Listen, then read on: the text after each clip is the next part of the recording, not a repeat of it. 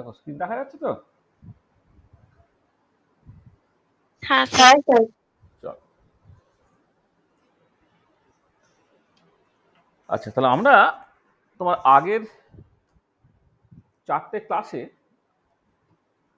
যে কোনো স্পেকট্রোস্কোপির জন্য কমন কিছু জিনিসপত্র আছে আর কি, সেই কমন জিনিসপত্রগুলো সেটা আমরা আলোচনা করি। দেখো প্রত্যেকটা জিনিস আমি বলেছিলাম আবার সব কিছুই অনেক ডিটেলে করার সুযোগ আছে, কিন্তু বিএসসি স্ট্যান্ডার্ডে ওই মোটামুটি এইটুকু বললেই চলে। এইটুকু বলা মানে মোটামুটি ম্যানুয়ালের বইয়ে যে সেমি ক্লাসিক্যাল অ্যাপ্রোচটা আছে তার মধ্যে থাকলেই চলে। কিন্তু এমএসসির জন্য যেটা হয় যে এর সাথে সাথে আরো কতগুলো জিনিস জাস্ট বলে নেওয়া সম্ভব। সেটা হচ্ছে এই যে ধরো টাইম ডিপেন্ডেন্ট পারটারবেশন থিওরি বা গ্রুপ থিওরি ইত্যাদিগুলোকে কাজে লাগিয়ে স্পেকট্রোস্কোপি কিছু বোঝায়। এবার তার যদি ব্যাকগ্রাউন্ড তৈরি করতে হয় তাহলে গ্রুপ থিওরি শিখতে হবে, পারটারবেশন থিওরি শিখতে হবে, সেখান থেকে টাইম ডিপেন্ডেন্ট পারটারবেশন থিওরি জিনিসটা কি সেগুলো শিখতে হবে। সেগুলো কিন্তু বেশ অনেকটা ঝামেলার ব্যাপার আর কি। সেটা ঠিক এই ক্লাসের মধ্যে ওটাকে ব্যাপারটাকে ম্যানেজ করা খুব একটা মানে সম্ভব নয় আর কি। তার জন্য আলাদা অনেকটা ব্যাকগ্রাউন্ড তৈরি করে আরেকটু ফেঁদে করতে হবে। সেটা যখন আমরা ক্লাস নেব, পারটারবেশন থিওরি যখন ক্লাস নেব, তখন সেইখান থেকে কেমন করে স্পেকট্রোস্কোপি থেকে আলোচনা করা হচ্ছে শেষের দিকে আমরা করব। বা গ্রুপ থিওরি যখন ক্লাস নেব তখন গ্রুপ থিওরিটাকে ডিসকাস করে নেওয়ার পরে যে গ্রুপ থিওরি থেকে কেমন করে সিলেকশন রুটগুলোকে আনা হচ্ছে বা কোন কোন ট্রানজিশনগুলো অ্যালাউড, কোন ট্রানজিশনগুলো ফরবিডেন, এইসব নিয়ে কথাবার্তা কিন্তু তখন বলা যাবে। আমরা এই বেসিক ডিসকাশনের পরে আজকে তাহলে যে জায়গা দিয়ে স্টার্ট করছি সেটা হচ্ছে যে রোটেশনাল স্পেকট্রোস্কোপি। দেখো যখন তোমরা বিভিন্ন রকমের মলিকুলার মোশনগুলো নিয়ে কথাবার্তা বলেছিলে, আমাদের translational motion, rotational motion, vibrational motion, electronic motion ইত্যাদি ইত্যাদি ছিল, তাতে বলেছিলাম যে ট্রান্সলেশনাল মোশন এবং সেখান থেকে যে এনার্জিটা পাওয়া যাচ্ছে ট্রান্সলেশনাল এনার্জি কিন্তু তোমার মোরাললেস কন্টিনিউয়াস বা কোয়াসি কন্টিনিউয়াস। সেখানে ট্রান্সলেশনাল এনার্জিকে ইনভলভ করে কোনো স্পেকট্রোস্কোপি হয় না, মানে that is nothing সোকাল translational spectroscopy. তাহলে ট্রান্সলেশনাল স্পেকট্রোস্কোপি যদি না থাকে তারপরে যে স্পেকট্রোস্কোপিটা অ্যাকচুয়ালি তোমার আসবে সেটা হচ্ছে রোটেশনাল স্পেকট্রোস্কোপি। তো আমরা এই রোটেশনাল মোশন ইনভলভ করে রোটেশনাল স্পেকট্রোস্কোপি, তারপরে ভাইব্রেশনাল স্পেকট্রোস্কোপি, তারপরে ইলেকট্রনিক স্পেকট্রোস্কোপি, এইগুলোকে পরপর করে পড়বো। এবং আর একটা জিনিস আমরা পড়বো সেটা some kind of scattering phenomenon, সেটা বেসিক্যালি রামান স্ক্যাটারিং বা রামান স্পেকট্রোস্কোপি, যেটা তোমার ইউভি ভিজিবল রিজিয়নের লাইট ইউজ করবে কিন্তু সেটা ওই মলিকুলার রোটেশন বা ভাইব্রেশনের ইনফরমেশন দেবে, সেইটা আরেকটা স্পেকট্রোস্কোপি, সেটা আমাদের করতে হবে। তারপরে আমরা জাস্ট ইলেকট্রনের স্পিনকে ইনভলভ করে ইপিআর আর নিউক্লিয়াসের স্পিনকে ইনভলভ করে এনএমআর, সে এনএমআর এবং ইপিআর এইটাকে নিয়ে তারপর আমরা আলোচনা করবো। তার মানে এই যে ইপিআর এনএমআর এই রিলেটেড যে স্পেকট্রোস্কোপিটা, যেটা basically magnetic dipole moment induced transition, সেটাও কিন্তু আমাদের সিলেবাসের মধ্যে আছে, সেটাকেও আমাদের কমপ্লিট করতে হবে। তার মানে এই পুরো সিরিজটা কিন্তু ধরো 4 জুন যেহেতু তোমার ভোটের ফল ঘোষণা হবে, তাহলে 4 জুন এর মধ্যে পরীক্ষাটা হচ্ছে না খুব এক্সপেক্টেড আর কি। তার মানে আমাদের এই ক্লাসটা এইরকমভাবে কন্টিনিউড হবে, কোন সপ্তাহে একটা করে ক্লাস, কখনো কখনো সপ্তাহে দুটো করে ক্লাস করে আমাদের মানে সব মিলে যদি এনএমআর পার্টটা বা ইপিআর পার্টটাকে করতে হয়, সব মিলে একটা 20টা ক্লাসের মতো একটা ব্যাপার আর কি, সেটাকে করতে হবে। সেখানে আমাদের শুধুমাত্র একটা করে ক্লাস করলে হবে না, মাঝে মাঝে হয়তো দুটো করে ক্লাসও তোমার লাগতে পারে। আমরা পরপর করে এগুলোকে করবো আর কি। পরীক্ষা তো আমি খুব মানে আশা করছি যে জুনের ধরো প্রথম সপ্তাহের আগে পরীক্ষাটা হচ্ছে না, এখন এপ্রিলের প্রথম সপ্তাহ চলছে, তাহলে এই 2 মাসের মতো একটা সময় আমাদের কিন্তু একটা লাগবে। আর সিলেবাসে এটা ছাড়া অন্য যে জিনিসগুলো আছে সে অন্য জিনিসগুলো হচ্ছে অন্য ক্লাসে, এক্সট্রা কোনো ক্লাসে বা অন্য কোনো ক্লাসে বা অন্য কোনো লেকচার সিরিজের মধ্যে সেটাকে আমরা কমপ্লিট করবো। ঠিক আছে, চলো আমরা শুরু করি।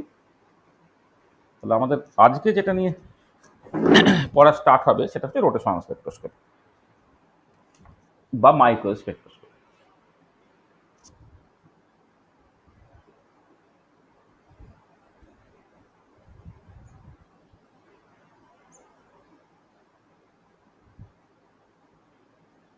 Topic to be discussed.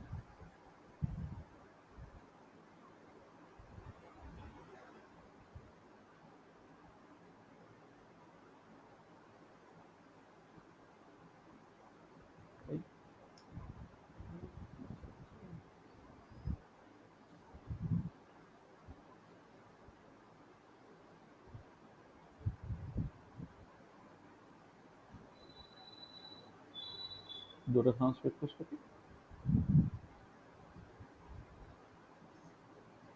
or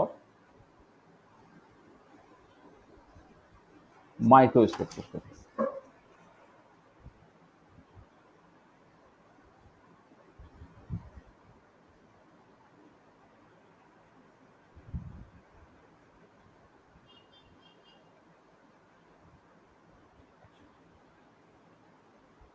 এক সেকেন্ড একটু দাঁড়াতো, ফ্যানটা বন্ধ করে দিয়ে।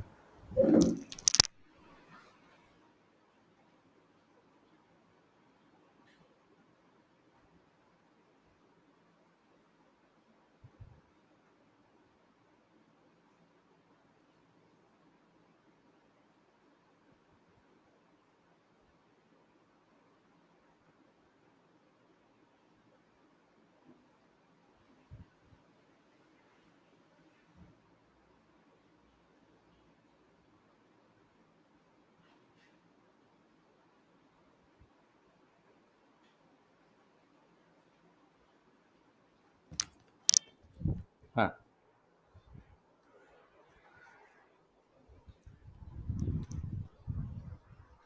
আচ্ছা দেখো, এই যে কোনো স্পেকট্রোস্কোপি করতে গেলে প্রথমেই যে জিনিসটা লাগবে সেটা হচ্ছে তোমার কিছু ডিসক্রিট এনার্জি লেভেলস লাগবে, তাই তো?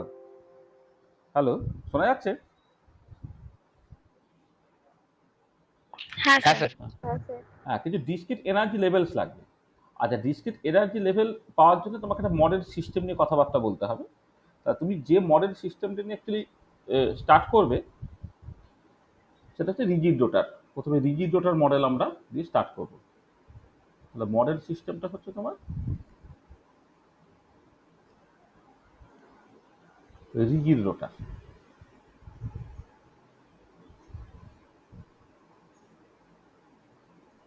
রিজিড রোটার, ঠিক আছে?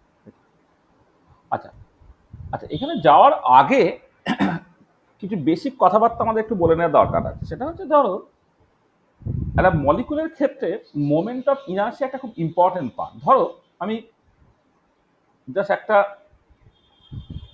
ধরুন একটা মলিকুল কনসিডার করছি, যে মলিকুলটা কালেকশন অফ মাস পয়েন্ট তুমি ধরে নিচ্ছ। এখানে বিভিন্ন মাসগুলো বিভিন্ন জায়গাতে, এখানে একটা মাস, এখানে একটা মাস, এখানে একটা মাস, এখানে একটা মাস। ধরো এটা ধরে নাও তোমার এই মানে এখানে যে মাসটা সেই মাসটা হচ্ছে M1, এখানে যে মাসটা আছে সেই মাসটা হচ্ছে M2, এখানে যে মাসটা আছে সেটা হচ্ছে M3 এন্ড সো অন। আচ্ছা, এবারে এই যে বডিটা, সেই বডিটা ধরে নাও একটা পার্টিকুলার অ্যাক্সিস আছে। হ্যাঁ, এই একটা পার্টিকুলার অ্যাক্সিস, যে অ্যাক্সিসের অ্যাবাউটে হচ্ছে এই বডিটা বেসিক্যালি তোমার রোটেট করছে। এবারে এই যে অ্যাক্সিসের অ্যাবাউটে রোটেট করছে সেখান থেকে M1 মাস পয়েন্টের দূরত্ব ধরে নাও R1, ধরে নাও M2 মাস পয়েন্টের দূরত্ব হচ্ছে R2, ধরে নাও M3 মাস পয়েন্টের দূরত্ব হচ্ছে R3 অ্যান্ড সো অন ইত্যাদি। তা যদি হয় তাহলে moment of inertia by definition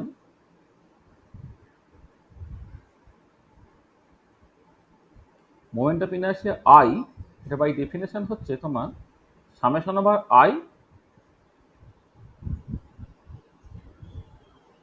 by definition হচ্ছে M1 R1 স্কোয়ার,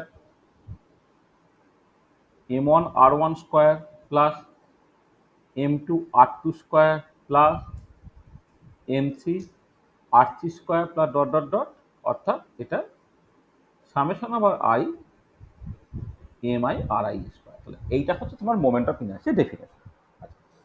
তাহলে দেখো, এই যে মোমেন্ট অফ ইনার্সিয়া তার ডেফিনেশনের মধ্যে যেমন যে বডিটা বা যে মলিকুলটা কনসিডার করছো সেখানে যে সমস্ত ম্যাসিভ পার্টিকেলগুলো, ইলেকট্রনের মাসটাকে তুমি ফর দ্য টাইম বিং এখানে জিরো ধরে নেবে। এখানে মাস মানে বেসিক্যালি যে সমস্ত নিউক্লিয়াসগুলো আছে তাদের মাসের কথাই বলা হবে আর কি, ঠিক আছে? তাহলে তোমার দেখো যেটা ইম্পর্টেন্ট, যে যেমন এখানে প্রত্যেকটা পার্টিকেল, সেটা মলিকুল হতে পারে বা অন্য যে কোনো একটা বডি হতে পারে, প্রত্যেকটা পার্টিকেলের মাস যেমন involve, at the same time যে অ্যাক্সিসের অ্যাবাউটে রোটেট করছে তার সঙ্গে ডিস্টেন্সটাও কিন্তু ইনভলভ আছে মোমেন্ট অফ ইনার্সিয়া বলার জন্য, তাই তো?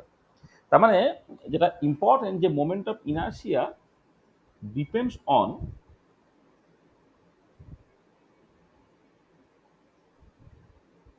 inertia depends on the choice of axis about which the molecule rotates.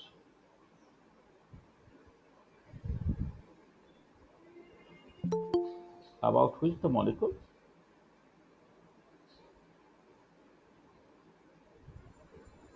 rotates, ঠিক আছে? Moment of inertia depends on the choice of axis, হ্যাঁ, about which the molecule rotates। মানে তুমি দেখো এই অ্যাক্সিসটা এখানে না হয় যদি অ্যাক্সিস তুমি কাছে দিতে তাহলে R1 R2 R3 পাল্টে যেত, বা অ্যাক্সিসটা যদি অন্য জায়গায় নিতে তার মতো করে R1 R2 R3 যদি পাল্টাতো তাহলে তার মতো করে মোমেন্ট অফ ইনার্শিয়াটা পাল্টাতে হয়ে গেলে বলেছে moment of inertia depends on the choice of Axis about which the molecule rotates. আচ্ছা, এবারে কথা হচ্ছে তুমি কতগুলো পসিবল অ্যাক্সিস ভাবতে পারো। হ্যাঁ, এই যে বলছি যে কোন অ্যাক্সিসটা তুমি চুজ করছো তার উপরে মোমেন্ট অফ ইনার্শিয়াটা নির্ভর করবে, তাহলে এবারে কত রকমের অ্যাক্সিস তুমি কনসিডার করতে পারো। আচ্ছা, এবারে ইন প্রিন্সিপাল তুমি infinite number of Axis consider করতে পারো, কিন্তু infinite number of Axis consider করলেও প্রত্যেকটা অ্যাক্সিস কিন্তু ইন্ডিপেন্ডেন্ট টু ইচ আদার নয়। তুমি টোটাল ইন্ডিপেন্ডেন্ট এবং মিউচুয়ালি পারপেন্ডিকুলার অ্যাক্সিস যতগুলো ভাবতে পারো সেটা হচ্ছে তিনটে। দেয়ার আর three there are three mutually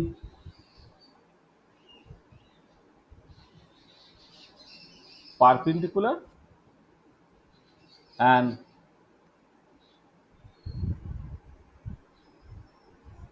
independent axis about which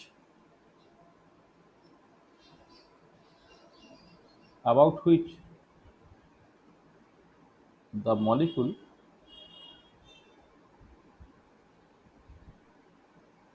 can rotate. Let these axes are A, B and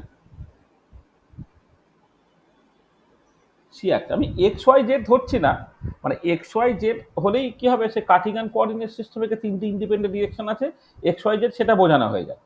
হ্যাঁ, ট্রান্সেকশনাল মোশন নিয়ে যদি কথাবার্তা বলতাম আমি তিনটে অ্যাক্সিসকে এক্স ওয়াই জেড বলতাম, কিন্তু রোটেশনাল ক্ষেত্রে না, ওই যে যেটা তোমার থ্রি ডাইমেনশনাল জিওমেট্রিতে এক্স ওয়াই জেড অ্যাক্সিস তার সাথে তিনটে rotational axis A B C coincide করবে এর কোনো বাধ্যবাধকতা নেই। এখানে চয়েস অফ অ্যাক্সিস সেটা বা এ অ্যাক্সিস ইত্যাদি চুজ করা কিছু মানে কনভেনশন আছে, সেই কনভেনশনটা আমরা ফলো করবো। যেটা কথা সেটা হচ্ছে যে অনেক তুমি অ্যাক্সিস কনসিডার করতে পারো, কিন্তু there are only three independent and linearly perpendicular axis যার অ্যাবাউটে মলিকুলটা রোটেট করতে পারে। আচ্ছা, এখানে একটা জিনিস মাথায় রাখতে হবে, যে অ্যাক্সিসগুলো তুমি কনসিডার করবে সেই অ্যাক্সিসগুলো প্রত্যেককেই না ওই মলিকুলের যে center of mass, center of mass দিয়ে মুভ করতে হবে। কারণ তুমি এখানে শুধুমাত্র রোটেশন নিয়ে কথাবার্তা বলছো, তো ট্রান্সলেশন নিয়ে কথাবার্তা বলছো না। একমাত্র অ্যাক্সিসগুলোর অ্যাবাউটে যখন রোটেট করবে ওই অ্যাক্সিসগুলো যদি সেন্টার অফ মাস দিয়ে পাস করে তবেই কেবলমাত্র তার একটা ওভারঅল ডিসপ্লেসমেন্ট হবে না ডিউরিং রোটেশন, তখনই শুধুমাত্র তুমি রোটেশনাল কাইনেটিক এনার্জি বা রোটেশনাল এনার্জিটা পাবে। তাহলে যেটা ইম্পর্টেন্ট পয়েন্ট যে এই যে অ্যাক্সিসগুলো, হ্যাঁ, all this axis have to pass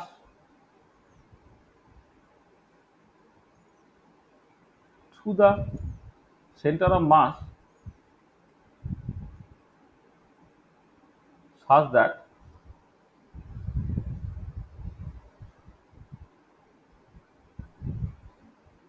translational motion of the body বা molecule as a whole can be restricted। এই ট্রান্সলেশনাল মুভমেন্টটা তুমি জাস্ট রেস্ট্রিক্ট করতে পারবে। আচ্ছা, এবার এখানে তোমার এই এ অ্যাক্সিসটা তার একটা চয়েস আছে যে কোন একটা পার্টিকুলার মলিকুলের একটা প্রপার সিমেট্রি অ্যাক্সিস আছে, যেটাকে প্রিন্সিপাল অ্যাক্সিস অফ সিমেট্রি বলা হয় আর কি। এই অ্যাক্সিসটা মূলত প্রিন্সিপাল অ্যাক্সিস অফ সিমেট্রি বরাবর রোটেট করবে। তাহলে এ is along the principal symmetric axis of the molecule। এটা মানে এ অ্যাক্সিস সেটা মলিকুলের যে প্রিন্সিপাল অ্যাক্সিস যেটাকে বলা হয় আর কি, হ্যাঁ, তো সেইটা বরাবর যাবে। আর B and C are mutually perpendicular and perpendicular to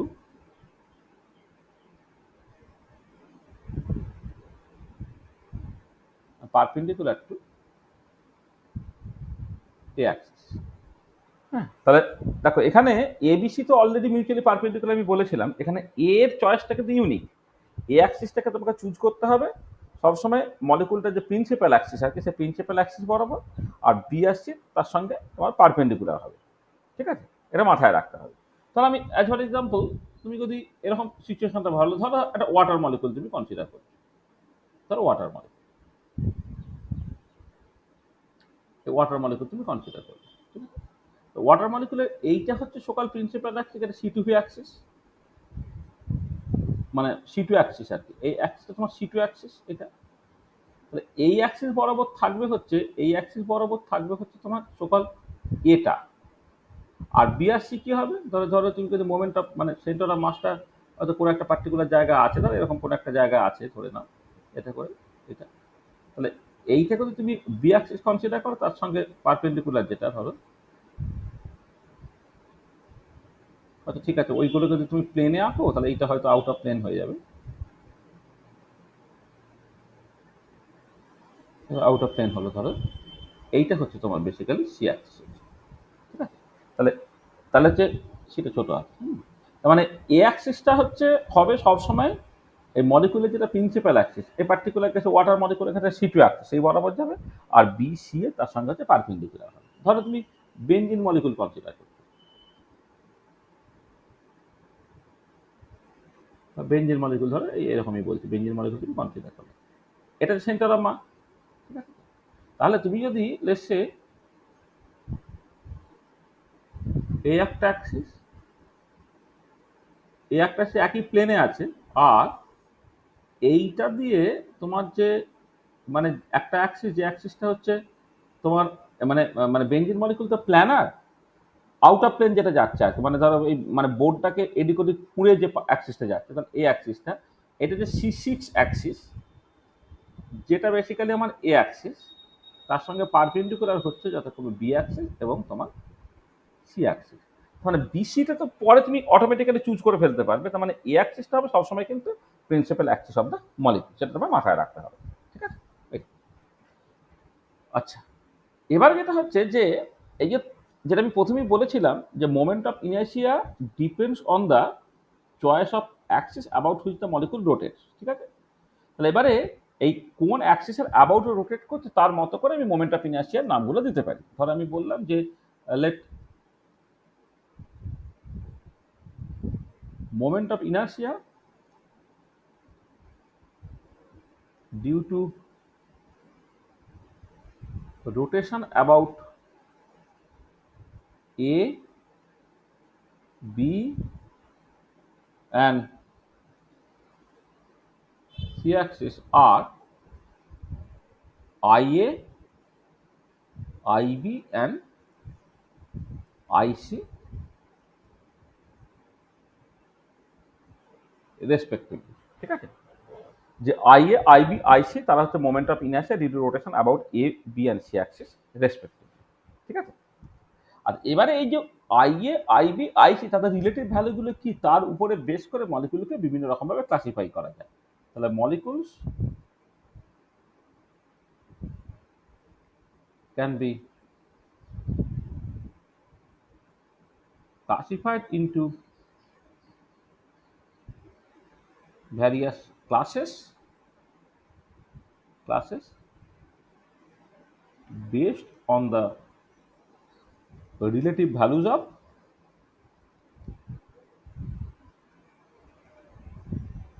IA, IB and IC. IA, IB এবং IC তাদের রিলেটিভ ভ্যালুর উপর নির্ভর করে তোমার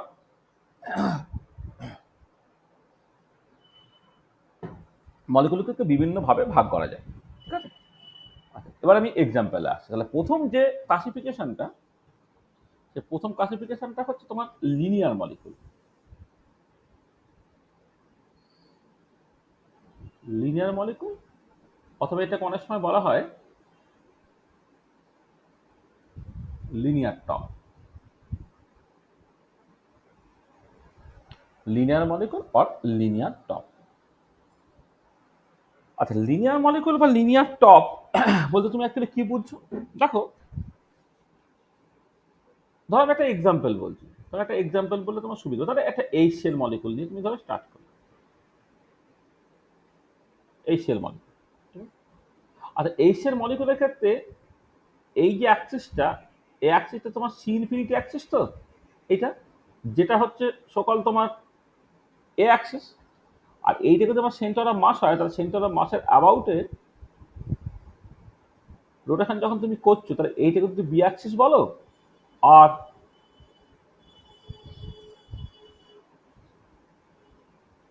এটা হচ্ছে তোমার সি অ্যাক্সিস। তাহলে দেখো, তাহলে এইচ এর মলিকুল একটা লিনিয়ার মলিকুল, সেটা আরো মানে মানে লিনিয়ার মলিকুল আরো প্রচুর মলিকুল আছে তুমি জানো। তাহলে এই লিনিয়ার মলিকুলের ক্ষেত্রে সবসময় একটা সি ইনফিনিটি অ্যাক্সিস থাকে, এবং সি ইনফিনিটি অ্যাক্সিস তো প্রিন্সিপাল অ্যাক্সিস, এবং সেই প্রিন্সিপাল অ্যাক্সিস বরাবর তোমার এ অ্যাক্সিসটা যাবে, এবং তার সঙ্গে পারপেন্ডিকুলার থাকবে তো বি এবং সি অ্যাক্সিস, আর বি আর সি একে অপরের সঙ্গে মিউচুয়ালি পারপেন্ডিকুলার। তাহলে ইন দিস কেস কি হচ্ছে দেখো, ইন দিস কেস এই যে আই এটা কত হবে, আই এটা বেসিক্যালি 0 হবে, কারণ হাইড্রোজেন এবং ক্লোরিন যদি পয়েন্ট মাস কনসিডার করো, তাহলে এই এ অ্যাক্সিসটা কিন্তু হাইড্রোজেন এবং ক্লোরিনের ভেতর দিয়েই যাচ্ছে, তাহলে হাইড্রোজেন ক্লোরিন এই যে দুটো মাস পয়েন্ট, তার ডিস্টেন্স ফ্রম দ্য অ্যাক্সিস কত হবে, 0। তাহলে যদি মানে এই দুটো অ্যাটমের ভেতর দিয়ে যদি আমার অ্যাক্সিসটা পাস করে, তাহলে মোমেন্ট অফ ইনার্সিয়া ক্যালকুলেশনের ক্ষেত্রে এই দুটো মাস পয়েন্ট ইনভলভ হবে না, কারণ এদের সঙ্গে দূরত্বটা 0 হচ্ছে। ওই যে m1r1² প্লাস m2r2², এই পার্টিকুলার ক্ষেত্রে r1r2, যেটা বেসিক্যালি হাইড্রোজেন এবং ক্লোরিনের distance from the axis of rotation, সেটা যেহেতু 0, তাহলে in this case IA equal to 0 হচ্ছে। এবং কি হচ্ছে, অ্যান্ড দেখো IB আর IC তোমার সমান হচ্ছে। তাহলে যখন মলিকুলটা লিনিয়ার মলিকুল, তার বৈশিষ্ট্য হচ্ছে আই ইকুয়াল টু 0 হবে এবং আইবি ইকুয়াল টু আইসি হবে, ঠিক আছে? তা যে মলিকুলের ক্ষেত্রে আই ইকুয়াল টু 0 এবং আইবি ইকুয়াল টু আইসি, সে বেসিক্যালি লিনিয়ার টপ মলিকুল বা লিনিয়ার মলিকুল। আচ্ছা, আর একটা ইম্পর্টেন্ট পয়েন্ট যেটা, সেটা হচ্ছে এই যে for linear molecule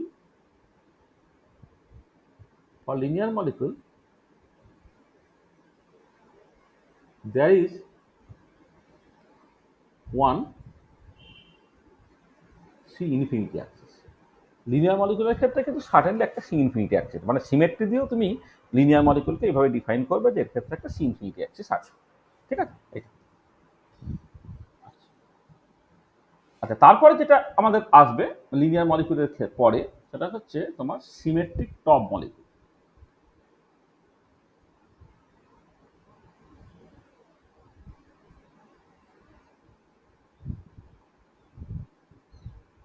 symmetric top molecule, ধরো আমি দুটো এক্সাম্পল দিয়ে স্টার্ট করি।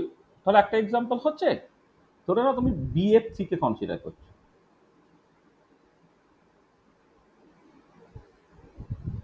BF3 ধরো, এটা এমনি ট্রায়াগোনাল দেখতে এরকম BF3। আচ্ছা, এই পার্টিকুলার মলিকুল, তার ক্ষেত্রে তুমি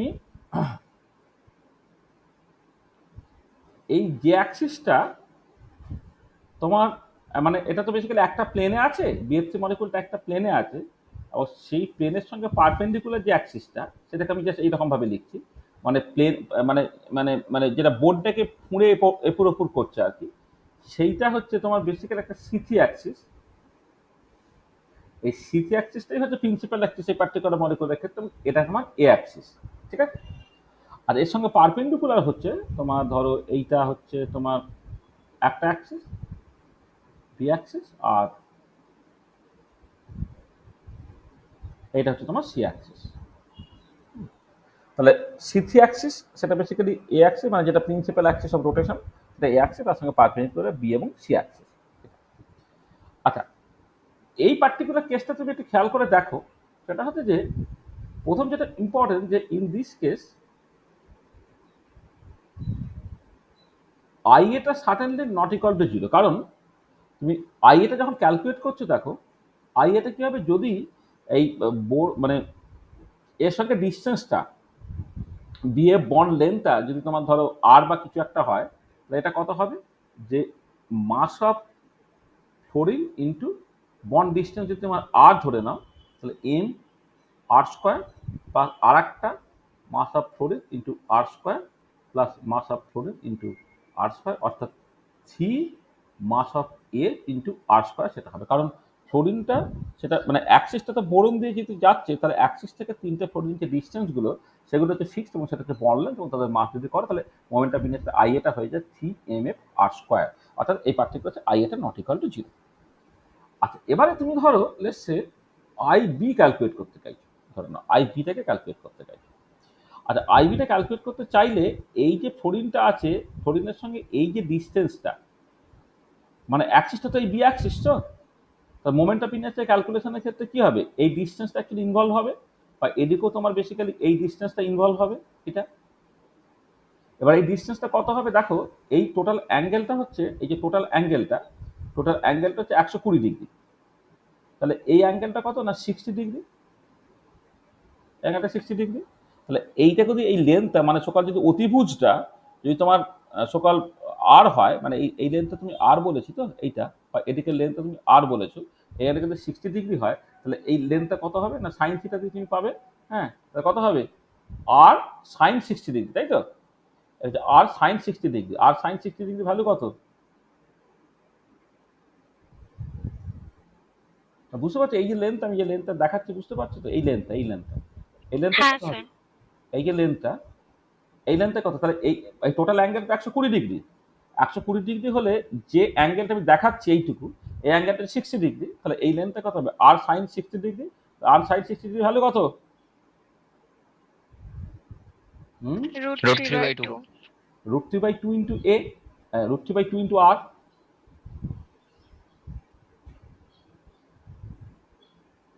আর এইটা ঠিক আছে।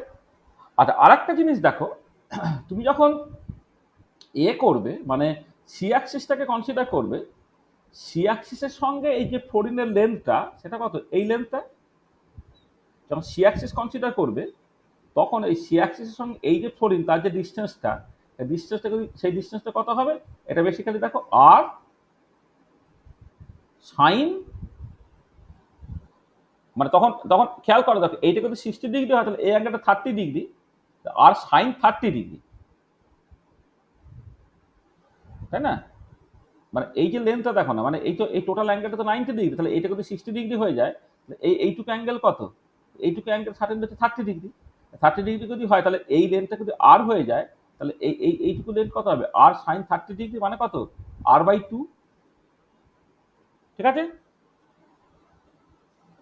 সাইন 30 ডিগ্রি ভ্যালু কত, হাফ তো নাকি?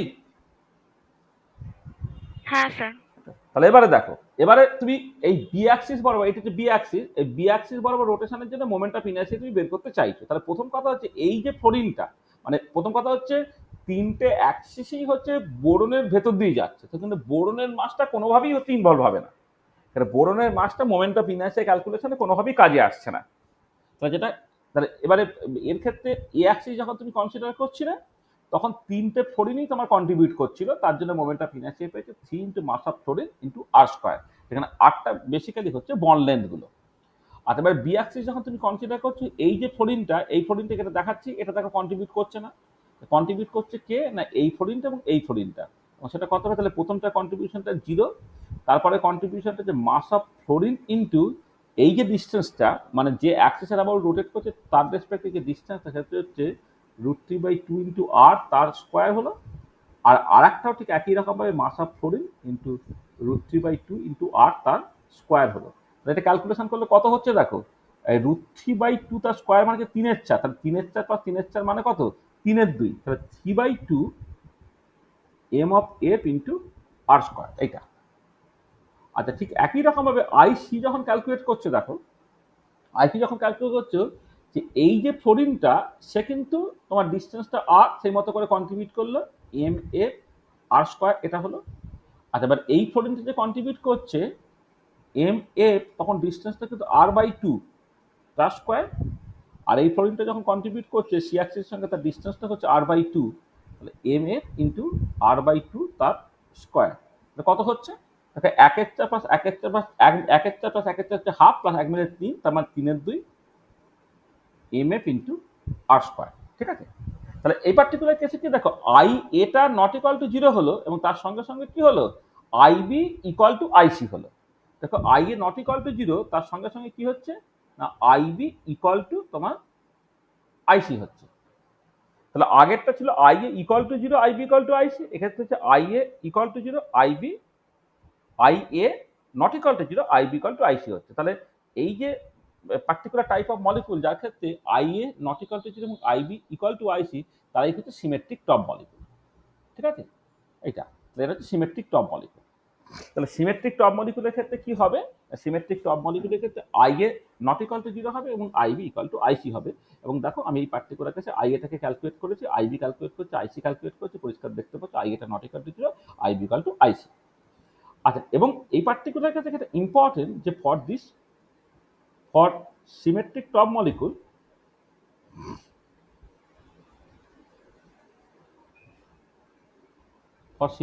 Molecule there is one and only one CN axis with n greater equal to 3। মানে এই ধরনের মলিকুলের ক্ষেত্রে একটা এবং কেবলমাত্র একটা সিএন অ্যাক্সিস থাকবে যেখানে এনটা হচ্ছে গ্রেটার ইকুয়াল টু 3। মানে C2 ইত্যাদি ইত্যাদি থাকতে পারে, কিন্তু C3 অনওয়ার্ড, C3 C4 ইত্যাদি যা শুধুমাত্র একটাই থাকবে, তখনই মলিকুলটা সিমেট্রিক টপ মলিকুল। তার এক্সাম্পল দেখো, BH3 একটা সিমেট্রিক টপ মলিকুল। আচ্ছা, আর এবারে তুমি যদি এর সঙ্গে আর একটা মলিকুল ধরো কনসিডার করলে, ধরো সি, এই ধরে নাও তুমি এখানে ক্লোরিন লিখছো বা আয়োডিন লিখছো, যা খুশি, এইখানে ধরো তোমার এইচ আছে, হ্যাঁ,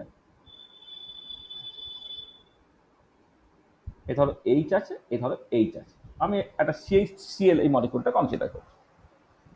আর এই পার্টিকুলার মলিকুলের ক্ষেত্রে সার্টেনলি এই যে অ্যাক্সিসটা, এই অ্যাক্সিসটা আমার প্রিন্সিপাল অ্যাক্সিস এবং যেটা C3, এই অ্যাক্সিসটা C3 অ্যাক্সিস এবং এটাই বেসিক্যালি তোমার এ অ্যাক্সিস, আর তার সঙ্গে পারপেন্ডিকুলারলি হচ্ছে তোমার যাচ্ছে বি অ্যাক্সিস থাকবে।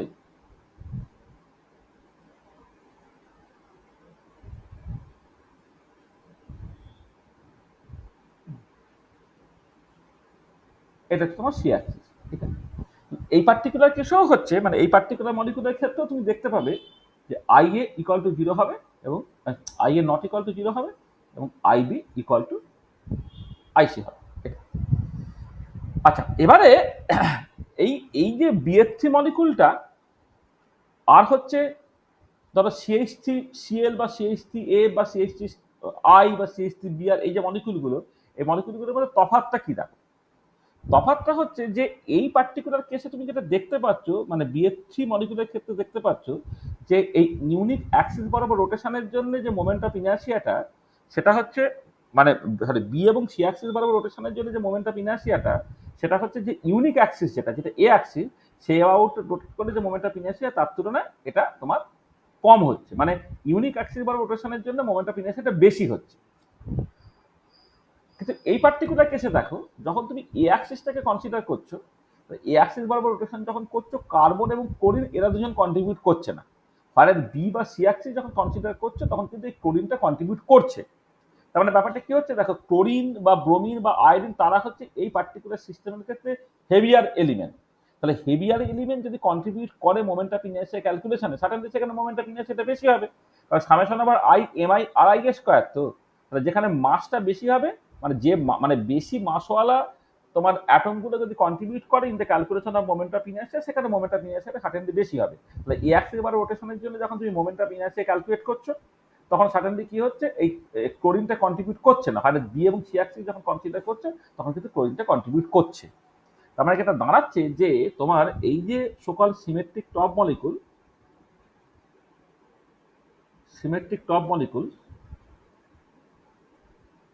তাকে তুমি দুটো ক্যাটাগরিতে ভাগ করতে পারো। একটা ক্যাটাগরিকে বলা হচ্ছে অবলেট, আর একটা ক্যাটাগরিকে বলা হচ্ছে প্রোলেট।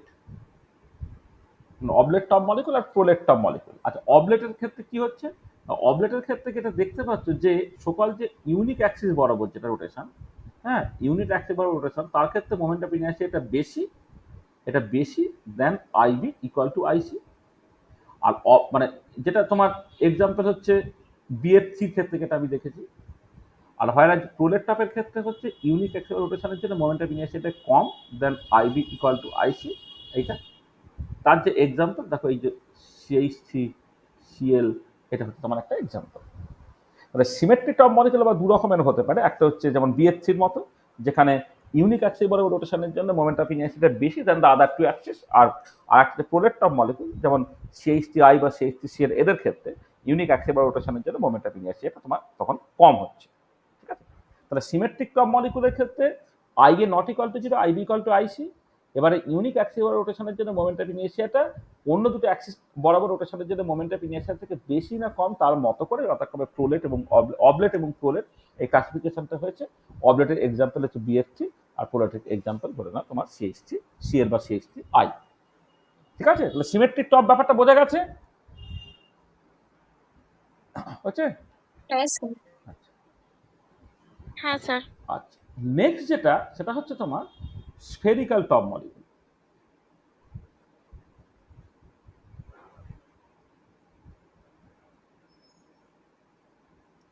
স্ফেরিক্যাল টপ মলিকুল, ধরো তুমি এই মিথেন বা কার্বন টেট্রাক্লোরাইড এই টাইপের কাউকে তুমি কনসিডার করছো,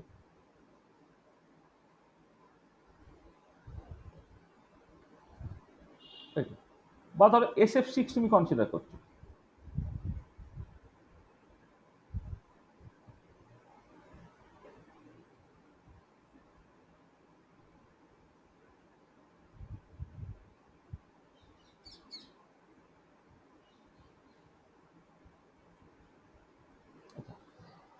এই মলিকুলগুলো এতটাই সিমেট্রিক, এর ক্ষেত্রে ক্যালকুলেশন করলে তুমি যেটা দেখতে পাবে, দেখো এখানে তুমি যে প্রথমেই যে জিনিসটা দরকার এর ক্ষেত্রে, এখানে আমার চারটে সিথি অ্যাক্সিস আছে, তাই না? এই পার্টিকুলার ক্ষেত্রে চারটে সিথি অ্যাক্সিস আছে।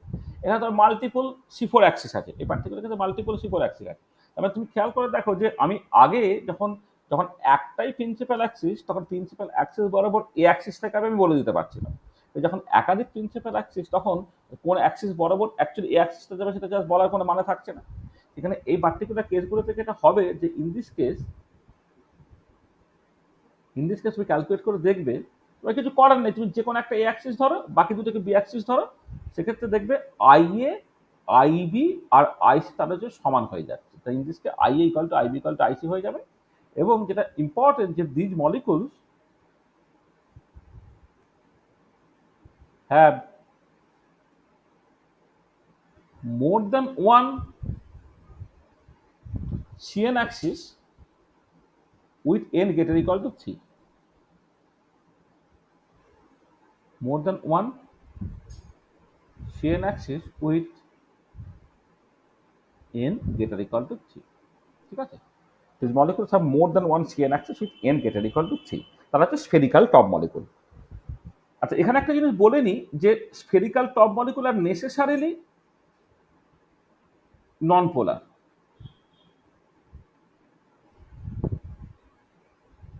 টপ মলিকুল আর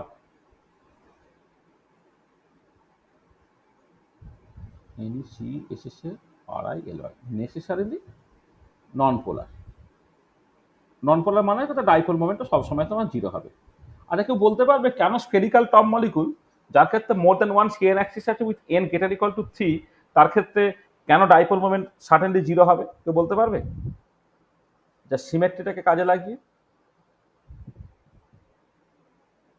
হ্যাঁ, কে বলবে বলো? কেন কোন একটা পার্টিকুলার মলিকুলের ক্ষেত্রে more than one CN axis with N greater equal to 3 হলে সেই মলিকুলগুলো সাডেনলি নন পোলার হয়?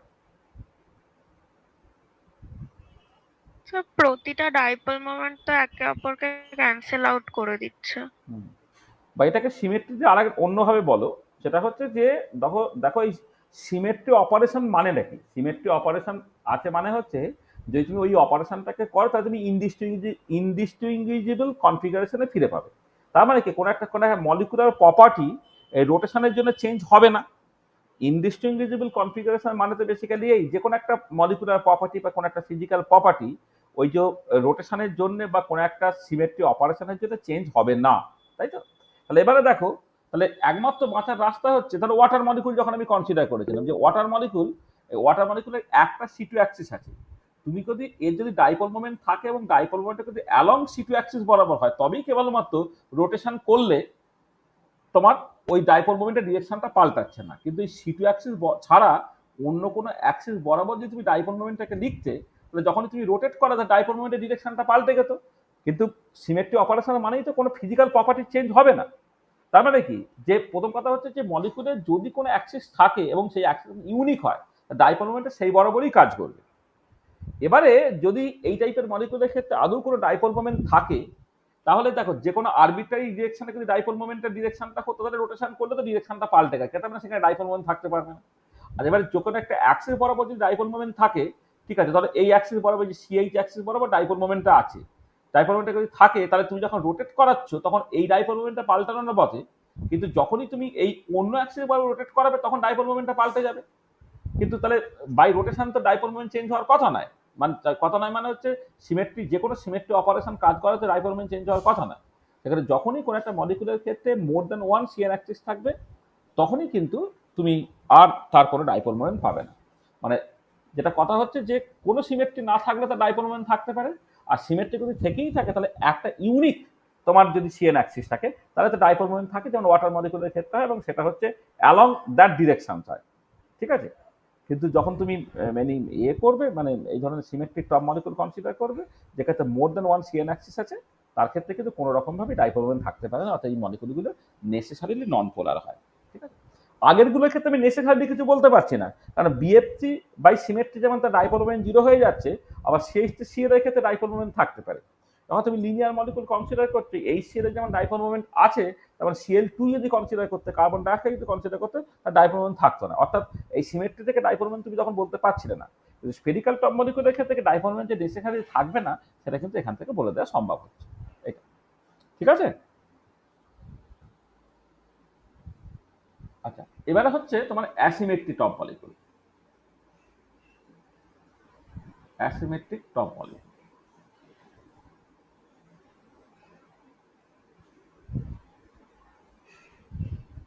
আচ্ছা, অ্যাসিমেট্রিক টপ মলিকুলের সবচেয়ে ভালো এক্সাম্পল হচ্ছে তোমার water molecule.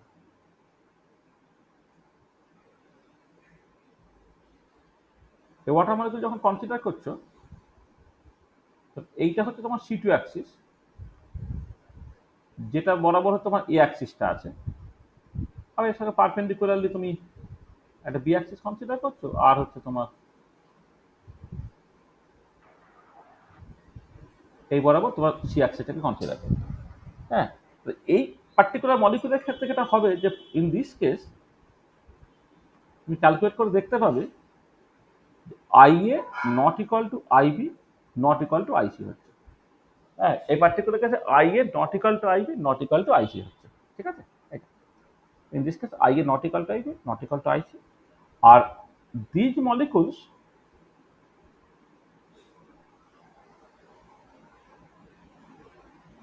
cannot have CN axis with n greater equal to 3। দেখো C2 পর্যন্ত থাকতে পারে, কিন্তু C3 বা C4 একটা বা একাধিক কিচ্ছু থাকা চলবে না। This molecules does not have any CN axis with n greater equal to 3, এটা। আর these molecules are necessarily polar,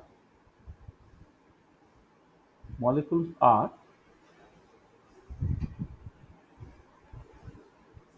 these molecules are necessarily polar, ঠিক আছে? these molecules are necessarily polar, মানে এর ক্ষেত্রে ডাইপোল মোমেন্টটা certainly not equal to 0। Symmetric top molecule যেমন necessarily non polar, আর asymmetric top molecule কিন্তু নেসেসারিলি পোলার হয়। দেখো, তাহলে প্রথমে হচ্ছে মোমেন্ট অফ ইনার্শিয়ার উপরে বেস করে আমি মলিকুলের বিভিন্ন রকমের ক্লাসিফিকেশনগুলোকে করলাম। তাহলে কিছু কিছু মলিকুল হচ্ছে তোমার লিনিয়ার টপ মলিকুল, কেউ কেউ symmetric top molecule. Symmetric top মলিকুলের মধ্যে আবার দু রকমের ক্যাটাগরি হতে পারে, একটা হচ্ছে তোমার প্রোলেট, আর একটা হচ্ছে অবলেট। এই যে অবলেট আর প্রোলেট, এইটা স্ফেরিক্যাল টপ মলিকুল তুমি বুঝলে, অ্যাসিমেট্রিক টপ মলিকুল তুমি বুঝলে। দেখো, তাহলে এই ক্লাসিফিকেশনগুলো পরিষ্কার এখন পর্যন্ত, ঠিক আছে? হ্যাঁ হ্যাঁ স্যার। স্যার। আচ্ছা, এবারে একটা ইম্পর্টেন্ট পয়েন্ট হচ্ছে, যেটা খুব ইম্পর্টেন্ট পয়েন্ট, সেটা হচ্ছে যে টু বি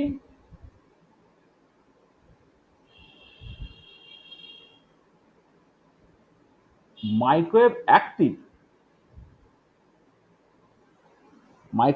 বা to response in the pure rotational spectroscopy আর কি, to be microwave active or to response pure rotational spectroscopy, the molecule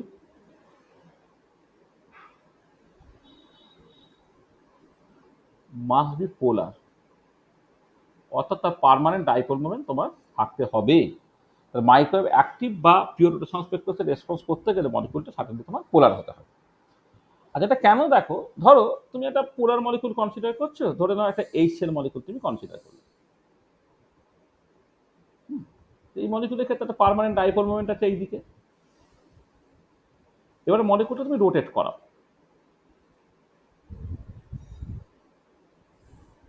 dipole moment এদিকে হলো, আবার মলিকুলটাকে রোটেট করালে আবার ধরো সে আগের জায়গায় ফিরে এলো। তো মলিকুলটাকে তুমি 360 ডিগ্রি রোটেট করা, দেখো ক্লকওয়াইজ রোটেশনটাকে করিয়ে, এবং ডাইপোল মোমেন্টের ডিরেকশনগুলো তুমি দেখতে পাচ্ছ। আচ্ছা, এবারে তুমি যদি লেসে পুরো একটা ডিরেকশন তুমি ঠিক করে দাও, তাহলে জেড ডিরেকশন, ধরে না এটা তোমার জেড ডিরেকশন, এই জেড ডিরেকশন বরাবর ডাইপোল মোমেন্টের যে কম্পোনেন্টটা মিউ জেড, সেটাকে তুমি ধরো করবে, প্লট করবে। দেখো এই পার্টিকুলার কেসে জেড ডিরেকশন এর একটা ডাইপোল মোমেন্ট আছে, কিন্তু জেড কম্পোনেন্টটা কিন্তু উপরের দিকে আমি ধরি, মানে জেড অ্যাক্সিসটা কিন্তু উপরের দিকে অ্যাক্সিসটা থেকে ধরি, তার জেড কম্পোনেন্টটা বেসিক্যালি এখানে 0। এই পার্টিকুলার কেসে কিন্তু একটা জেড কম্পোনেন্ট তার আছে, এক্ষেত্রে দেখো আবার 0, এক্ষেত্রে একটা আছে, সেটা নিচের দিকে কাজ করছে, এক্ষেত্রে দেখো আবার তোমার 0। মানে কি হচ্ছে, যে যখন মলিকুলটা রোটেট করছে তার ডাইপোল মোমেন্টটা সেও দেখো একই রকম ভাবে একটা অসিলেট করছে। ব্যাপারটা কিরকম, যে যে তোমার যখন একটা লিনিয়ার মলিকুল, মানে একটা মলিকুল মানে পোলার মলিকুল, যখন পোলার মলিকুল সেখানে একটা ইলেকট্রোম্যাগনেটিক রেডিয়েশন দেওয়া হলো, অর্থাৎ লাইটের ইলেকট্রিক ফিল্ড দেওয়া হলো, লাইটের ইলেকট্রিক ফিল্ড যেমন করে অসিলেট করে, তার ডাইপোল মোমেন্টটা ঠিক একই রকমভাবে অসিলেট করছে। এবারে যদি তুমি ক্লাসিক্যালি কেন এনার্জি এক্সচেঞ্জ হয় সেটাকে তুমি বুঝতে চাও, সেটা হচ্ছে যে বাই সুপারপজিশন অফ ওয়েভস, হ্যাঁ, তোমার কখনো কখনো অ্যাম্পলিটিউড বেড়ে যেতে পারে, কখনো কখনো অ্যাম্পলিটিউড কমে যেতে পারে। তুমি যদি কনস্ট্রাকটিভ ইন্টারফারেন্স করো তাহলে অ্যাম্পলিটিউড বেড়ে যায়, আর যদি ডিস্ট্রাকটিভ ইন্টারফারেন্স করো তাহলে অ্যাম্পলিটিউড কমে যায়। তার মানে বেসিক্যালি ইম্পর্টেন্ট ব্যাপার হচ্ছে যে তোমার লাইট সেটা একটা ওয়েভ, তার ইলেকট্রিক ফিল্ড ভেক্টরটা সেটা বেসিক্যালি একটা ওয়েভের মতো।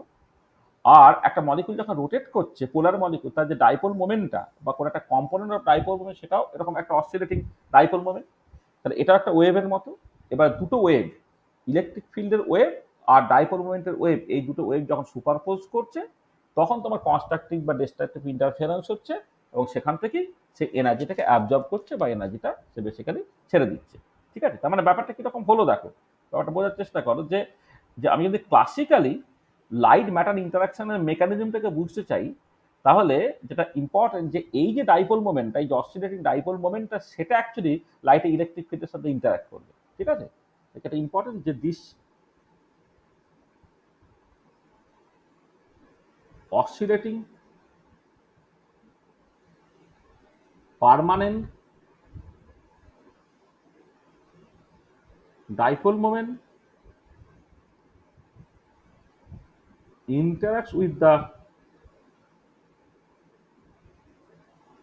electric field vector of incident electromagnetic radiation বা incident light। এইটা এটা তাহলে এই যে তার মানে যখন একটা মলিকুল রোটেট করে, তার পার্মানেন্ট ডাইপোল মোমেন্ট যদি থাকে, তবেই পার্মানেন্ট ডাইপোল মোমেন্ট এরকম ভাবে অসিলেট করবে, এবং সেই অসিলেটিং পার্মানেন্ট ডাইপোল মোমেন্টে লাইটের ইলেকট্রিক ফিল্ডের সাথে ইন্টারাক্ট করবে। আগে যদি মলিকুলটার কোনো পার্মানেন্ট ডাইপোল মোমেন্ট না থাকে, তাহলে কোনো উপায় নেই, এখানে এই সেলের বদলে তুমি কার্বন ডাইঅক্সাইড কনসিডার করতে। কার্বন ডাইঅক্সাইড রোটেট করলো তার তো ডাইপোল মোমেন্ট সবসময় জিরো, তার ডাইপোল যদি জিরো হয় তাহলে লাইটের যে ইলেকট্রিক ফিল্ড তার যে অসিলেটিং নেচারটা আছে, আর যে মলিকুলটা নন পোলার তার বাই রোটেশন ডাইপোল মোমেন্টের এরকম কোনো অক্সিডেশন কিছু হচ্ছে না। অক্সিডেশন যদি কিছু না হয় তাহলে সেখান থেকে তারা বেসিক্যালি তোমার ওই ইন্টারাক্ট করতে পারছে না। তারপরে ইন্টারাক্ট করার মেকানিজম এটা দেখো, অ্যাকচুয়ালি সেমি ক্লাসিক্যালি বা কোয়ান্টাম মেকানিক্যালি ইন্টারাকশনের মেকানিজমটা অন্য রকমের। কিন্তু ক্লাসিক্যাল মেকানিজমটা এরকম যে মলিকুলটা যখন রোটেট করছে উইথ পার্মানেন্ট ডাইপোল মোমেন্ট, তখন তার ডাইপোল মোমেন্টের যখন পিরিয়ডিক চেঞ্জ হচ্ছে বা ডাইপোল মোমেন্ট অসিলেট করছে, সে লাইটের অসিলেটিং ইলেকট্রিক ফিল্ডের সাথে ইন্টারাক্ট করছে এনার্জি এক্সচেঞ্জ হচ্ছে এবং মাইক্রোওয়েভ বা তোমার পিওর রোটেশন স্পেকট্রোস্কোপিতে রেসপন্স করছে। ঠিক আছে, তাহলে সেখান থেকে তুমি যেটা বলে দিতে পারছো অলরেডি, ধরো একটা হোমোনিউক্লিয়ার ডায়াটমিক মলিকুল, হোমোনিউক্লিয়ার ডায়াটমিক মলিকুল, ধরো H2 Cl2, হ্যাঁ, তোমার F2 Br2 O2 N2 etcetera.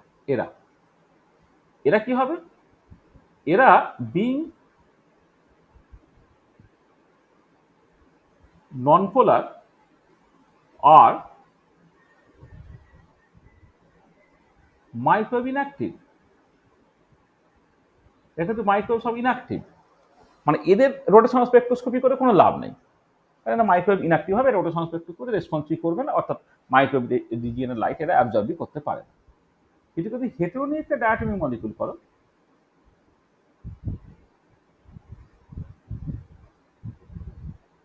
হেটেরোনিউক্লিয়ার diatomic molecule যদি তুমি কনসিডার করো, এরা কিন্তু পোলার। মানে এক্সাম্পল হিসেবে তো HF HCl HBr HI carbon monoxide, হ্যাঁ, এক্সেট্রা এক্সেট্রা, মানে আরো সব তুমি অনেক এক্সাম্পল পাবে। এরা এরা বিং পোলার আর এরা মাইক্রোওয়েভ অ্যাক্টিভ, এরা কিন্তু মাইক্রো স্পেকট্রোস্কোপি রেসপন্স করবে। এটা আচ্ছা, এবারে ধরো ভ্যারিয়াস সিমেট্রিক মলিকুল,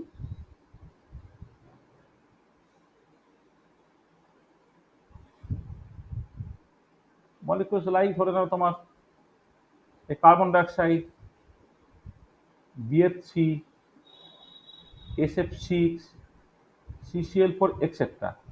এরা কি হচ্ছে, এরা হচ্ছে সব বিং নন পোলার আর মাইক্রোওয়েভ ইনঅ্যাক্টিভ।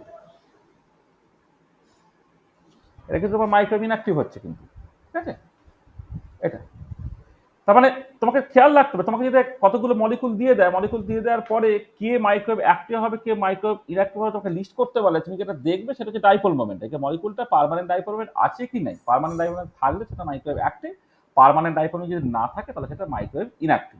এটা তাহলে তুমি এই বেশ কিছু এক্সাম্পল দিয়ে সেটাকে বুঝতে পারছো। আর যেটা অবশ্যই বলেছিলাম সেটা হচ্ছে যে symmetric top molecules, symmetric top molecules যারা molecules being non-polar, sorry symmetric বলছি, spherical top molecules, symmetric না, spherical top molecules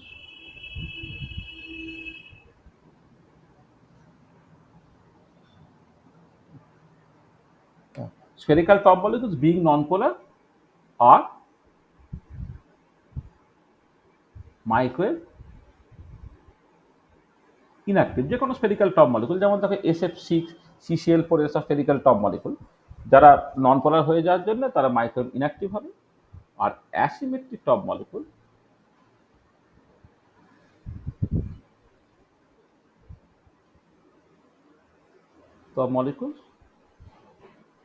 being polar or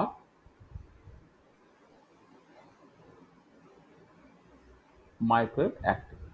ঠিক আছে, তাহলে দেখো এই পিওর রোটেশনাল স্পেকট্রোস্কোপিতে রেসপন্স যে কেউ করবে না। তুমি জাস্ট H2 মলিকুল নিয়ে নিলে তুমি তার জন্য রোটেশনাল স্পেকট্রোস্কোপি করবে, করার কোনো মানে নেই। তুমি কার্বন ডাইঅক্সাইড মলিকুল নিয়ে নিলে তার জন্য রোটেশনাল স্পেকট্রোস্কোপি করবে, এর কিন্তু কোনো মানে নেই। তো এটা খুব ইম্পর্টেন্ট ব্যাপার, সেটা হচ্ছে যে সমস্ত মলিকুল কিন্তু রোটেশনাল স্পেকট্রোস্কোপিতে রেসপন্স করবে না, সেই সমস্ত মলিকুলগুলো রোটেশনাল স্পেকট্রোস্কোপিতে রেসপন্স করবে যে মলিকুলগুলো হচ্ছে সার্টেনলি পোলার। ঠিক আছে, এটা মলিকুলগুলো নন পোলার হলে রোটেশনাল স্পেকট্রোস্কোপিতে রেসপন্স করে না, তো তোমার মাথায় রাখতে হবে। ঠিক আছে, তাহলে তুমি এই D2 কনসিডার করছো বা HD কনসিডার করছো, এখানে বেসিক্যালি একটা হাইড্রোজেন ডয়টিন যে রিপ্লেস হচ্ছে, এরা সব মাইক্রোওয়েভ ইনঅ্যাক্টিভ। এগুলো দেখবে যে কোনো পরীক্ষাতে এরকম একটা কোশ্চেন তোমার দিয়ে দেয়, 4টে মলিকুল দিয়ে দিল, দিয়ে বলে এদের মধ্যে কোন কোনগুলো হচ্ছে মাইক্রোওয়েভ অ্যাক্টিভ। হ্যাঁ, এরকম কিন্তু পরীক্ষার কোশ্চেন আছে, সেটা তুমি এখান থেকে কিন্তু করে ফেলতে পারছো। ঠিক আছে, বোঝা গেল? আচ্ছা আচ্ছা, এবারে এইচডিটা কেন ইনঅ্যাক্টিভ হলো হচ্ছে একবার বলুন। এইচডি মানে কি হচ্ছে, হাইড্রোজেনটা তাহলে একটা আইসোটোপ দিয়ে সাবস্টিটিউটেড হয়েছে, তাই না? তাহলে এতে ইলেকট্রনিক এনভায়রনমেন্টে তো কোনো চেঞ্জ হচ্ছে না। তাহলে কোন একটা পার্টিকুলার মলিকুল তার যদি একটা আইসোটোপ দিয়ে সাবস্টিটিউট হয়, তাহলে ডাইপোল মোমেন্ট শূন্যই হয়। মানে ধরো H2 তুমি কনসিডার করছো, D2 কনসিডার করছো, HD কনসিডার করছো, তাহলে HDর মধ্যে তফাৎটা কি? একটা হাইড্রোজেন এখানে হচ্ছে প্রোটিয়াম, আর একটা হাইড্রোজেন হচ্ছে ডয়টেরিয়াম। সেই ইলেকট্রনের ডিস্ট্রিবিউশন তো কোনো চেঞ্জ হচ্ছে না, শুধুমাত্র একজনের একটা নিউট্রন আছে, একজনের নেই। ঠিক আছে, এখানে HD এই মলিকুলটা কিন্তু অ্যাজ এ হোল সে নন পোলারি, সেখানে একটা মাইক্রোওয়েভ ইনঅ্যাক্টিভ। মানে ডিটা তো অন্য অ্যাটম নয়, ডিটা বেসিক্যালি হাইড্রোজেনের আর একটা আইসোটোপ। ঠিক আছে, এটা মাথায় রাখ, হলো? হ্যাঁ স্যার, ঠিক আছে। চল, আচ্ছা এবারে তাহলে এই যে কোন কোন মলিকুলগুলো মাইক্রোওয়েভে অ্যাক্টিভ, কোন কোন মলিকুলগুলো মাইক্রোওয়েভে ইনঅ্যাক্টিভ, তুমি বুঝতে পারলে। এবার আমাদের যেটা দরকার সেটা হচ্ছে যে মানে আমাদের সিলেবাসে যেটা আছে, সিলেবাসে মূলত যেটা আছে মানে আন্ডার গ্রাজুয়েট সিলেবাসে মূলত যেটা থাকে সেটা হচ্ছে একটা ডায়াটমিক মলিকুলার স্পেকট্রোস্কোপি। অর্থাৎ ডায়াটমিক মলিকুলার স্পেকট্রোস্কোপি মানে আমি রোটেশনাল স্পেকট্রোস্কোপি যখন করবো, সার্টেনলি একটা হেটেরোনিউক্লিয়ার ডায়াটমিক মলিকুল তারই রোটেশনাল স্পেকট্রোস্কোপি করবো, হোমোনিউক্লিয়ার ডায়াটমিক মলিকুলের আমি রোটেশনাল স্পেকট্রোস্কোপিটা করবো না। তার মানে আমরা এখন যেটা কনসিডার করছি সেটা হচ্ছে rotational spectroscopy for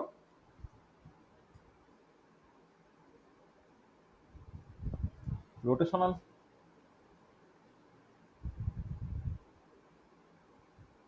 spectroscopy for হেটেরোনিউক্লিয়ার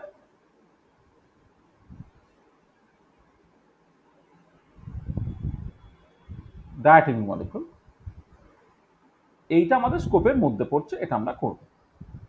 ঠিক আছে, বিএসসি স্ট্যান্ডার্ডে হেটেরোনিউক্লিয়ার ডায়াটমিক মলিকুলের জন্যই তোমার রোটেশনাল স্পেকট্রোস্কোপিটা আছে।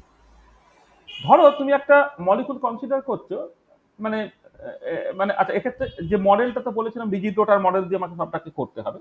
এক্ষেত্রে যে মডেলটা আমাকে ব্যবহার করতে হচ্ছে rigid rotor model.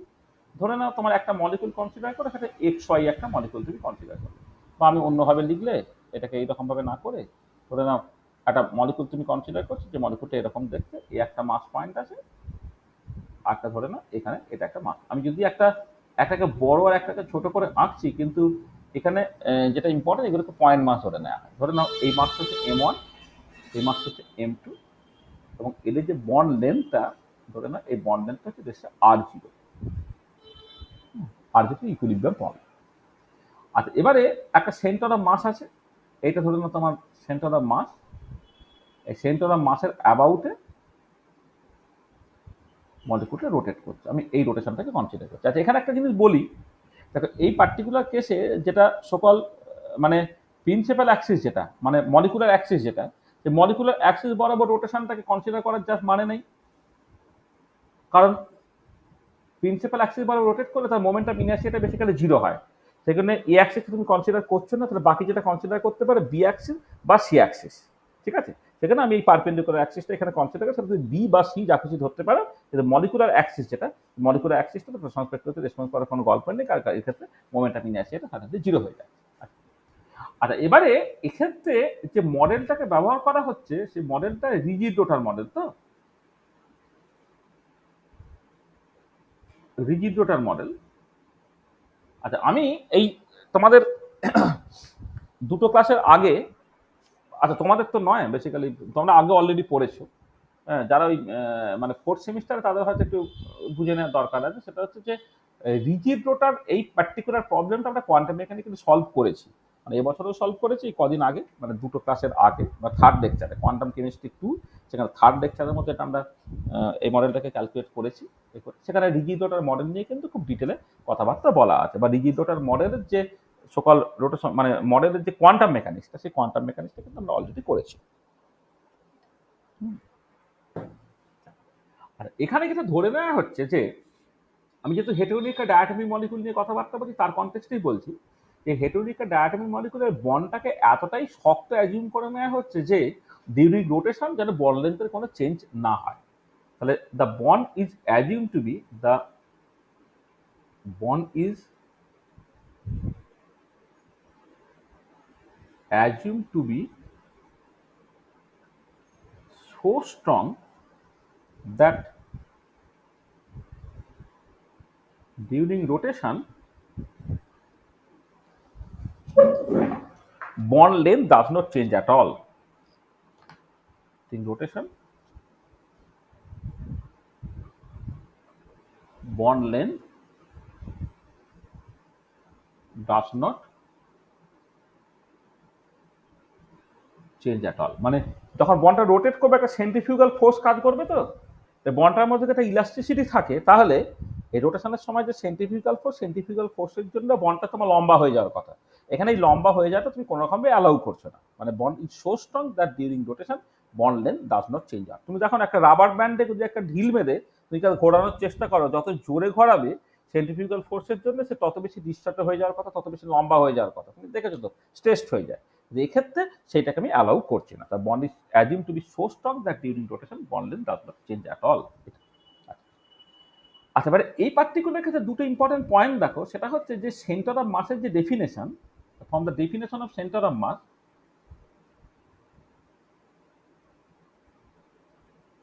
definition of center of mass m1 r1 equal to m2 r2। Center of মাসের ডেফিনেশন অনুযায়ী হচ্ছে m1 r1 equal to m2 r2।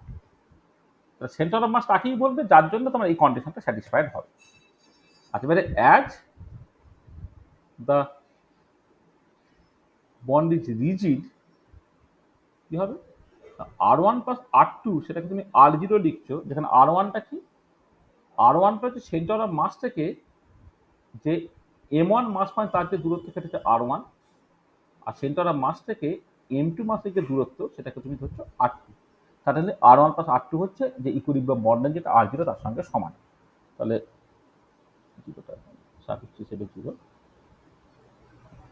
তাহলে r1 plus r2 equal to r0, এটা 2 নম্বর ইকুয়েশন। তাহলে দেখো, তার ফর্ম ইকুয়েশন 1 and 2 তুমি কি পাচ্ছ? ফর্ম ইকুয়েশন 1 and 2 দেখো, এই m1 r1 equal to m2 r2 জায়গায় তুমি বসিয়ে দিচ্ছ r0 মাইনাস r1। এটা কত হলো তাহলে? m2 r0 minus m2 r1। তাহলে একদিকে নিয়ে চলে এসো, তাহলে m1 plus m2 into r1 সেটা হয়ে যাচ্ছে m2 ইন্টু r0। এটা সেখান থেকে তুমি r1টা পেয়ে গেলে m2 by m1 plus m2 into r0। দেখো, তুমি r1টাকে ইন টার্মস অফ r0 লিখে ফেলবে। তাহলে দেন r2টা কত হবে? r2টা হচ্ছে r0 মাইনাস r1, তাহলে r0 minus m2 by m1 plus m2 into r0, বিয়োগটাকে করে ফেললে কি দাঁড়াচ্ছে? r2টা হয়ে গেল m1 by m1 plus m2 into r0। তাহলে এই r1 এবং r2টাকে তুমি ইন টার্মস অফ r0 লিখে ফেলতে পারবে।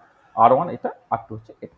আর এখানে একটা পার্টিকুলার পয়েন্ট দেখো যে r1 বাই r2টা যেহেতু m2 বাই m1, সেটাই তুমি ফাইনাল এক্সপ্রেশনগুলো থেকেও পাচ্ছ, আর 2 নম্বর ইকুয়েশন থেকেও, 1 নম্বর ইকুয়েশন থেকেও পাচ্ছ। 3 নম্বর 4 নম্বর এই দুটো ইকুয়েশন থেকে তুমি পেতে পারো, অথবা 1 নম্বর ইকুয়েশন থেকে তুমি পেতে পারছো। সেটা হচ্ছে r1 বাই r2 হচ্ছে m2 বাই m1। তার মানে বেসিক্যালি মানেটা কি? বেসিক্যালি মানেটা হচ্ছে যে যার মাসটা বেশি সেন্টার অফ মাস থেকে তার দূরত্বটা কম। মানে যার মাসটা বেশি সেন্টার অফ মাস থেকে তার দূরত্বটা কম। মানে বেসিক্যালি ইনভার্স রিলেশনটা তুমি পাচ্ছ। মানে আরটা অ্যাকচুয়ালি প্রপোর্শনাল টু, মানে এটা বেসিক্যালি ইমপ্লাই করছে আরটা ইজ ইনভার্সলি প্রপোর্শনাল টু তোমার 1 বাই মানে ইনভার্সলি প্রপোর্শনাল টু মাস। তার মানে যেটা ইম্পর্টেন্ট যে সবসময় এটা খেয়াল রাখবে, ধরো তুমি যখন বোর থিওরি করতে নিউক্লিয়াসকে কেন্দ্র করে ইলেকট্রনটা ঘুরছে, এবার নিউক্লিয়াসটা ইলেকট্রনের মাসের থেকে এতটাই হেভি যে সেন্টার অফ মাসটা অ্যাজ ইফ যেন নিউক্লিয়াস দিয়েই পাস করছে, অর্থাৎ নিউক্লিয়াস থেকে সেন্টার অফ মাসের দূরত্ব টেন্স টু 0, যা ডিস্টেন্স তুমি পাচ্ছ পুরোটাই হচ্ছে ইলেকট্রনের সঙ্গে সেন্টার অফ মাসের তোমার দূরত্ব। মানে বেসিক্যালি ধরো লেটস আমি বলছি, ধরো তুমি হাইড্রোজেন মলিকুল কনসিডার করলে, হাইড্রোজেন মলিকুলের সেন্টার অফ মাসটা হচ্ছে তোমার এক্স্যাক্টলি এই মাঝখানে থাকবে, এইটা হচ্ছে তোমার সেন্টার অফ মাস। আর হয় তুমি ধরো এইচ আই কনসিডার করছো, আই যেহেতু মাছ ম্যাসিভ, তার কাছে সেন্টার অফ মাসটা কিন্তু আইরের দিকে ঘেঁষা থাকবে, এটা সেন্টার অফ মাস, মানে যার মাসটা বেশি সেন্টার অফ মাসটা সেই দিকে তোমার টিল্ডেড থাকবে। এটা একটা ইম্পর্টেন্ট পয়েন্ট তুমি মাথায় রেখো। আচ্ছা আচ্ছা, এবারে এই পার্টিকুলার কাছে রিজিডোটার প্রবলেমের ক্ষেত্রে কোনো পোটেনশিয়াল এনার্জি নেই, পুরো এনার্জিটা হচ্ছে কাইনেটিক এনার্জি। আর কাইনেটিক এনার্জি বের করতে গেলে দুটো ইম্পর্টেন্ট জিনিস খুব দরকার, একটা হচ্ছে তার মোমেন্ট অফ ইনার্সিয়া, আর একটা হচ্ছে অ্যাঙ্গুলার মোমেন্টাম। ঠিক আছে, এই দুটো কোয়ান্টিটি খুব ইম্পর্টেন্ট, যে moment of inertia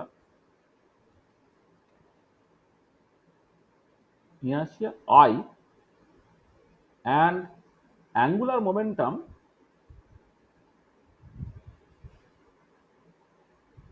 L are two important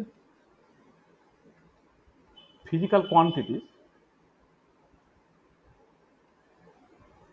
needed to describe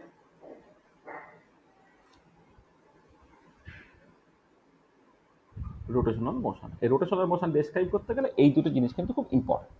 ঠিক আছে, আচ্ছা তাহলে মোমেন্ট অফ ইনার্সিয়াটা এই পার্টিকুলার কেসে তাহলে কত হবে?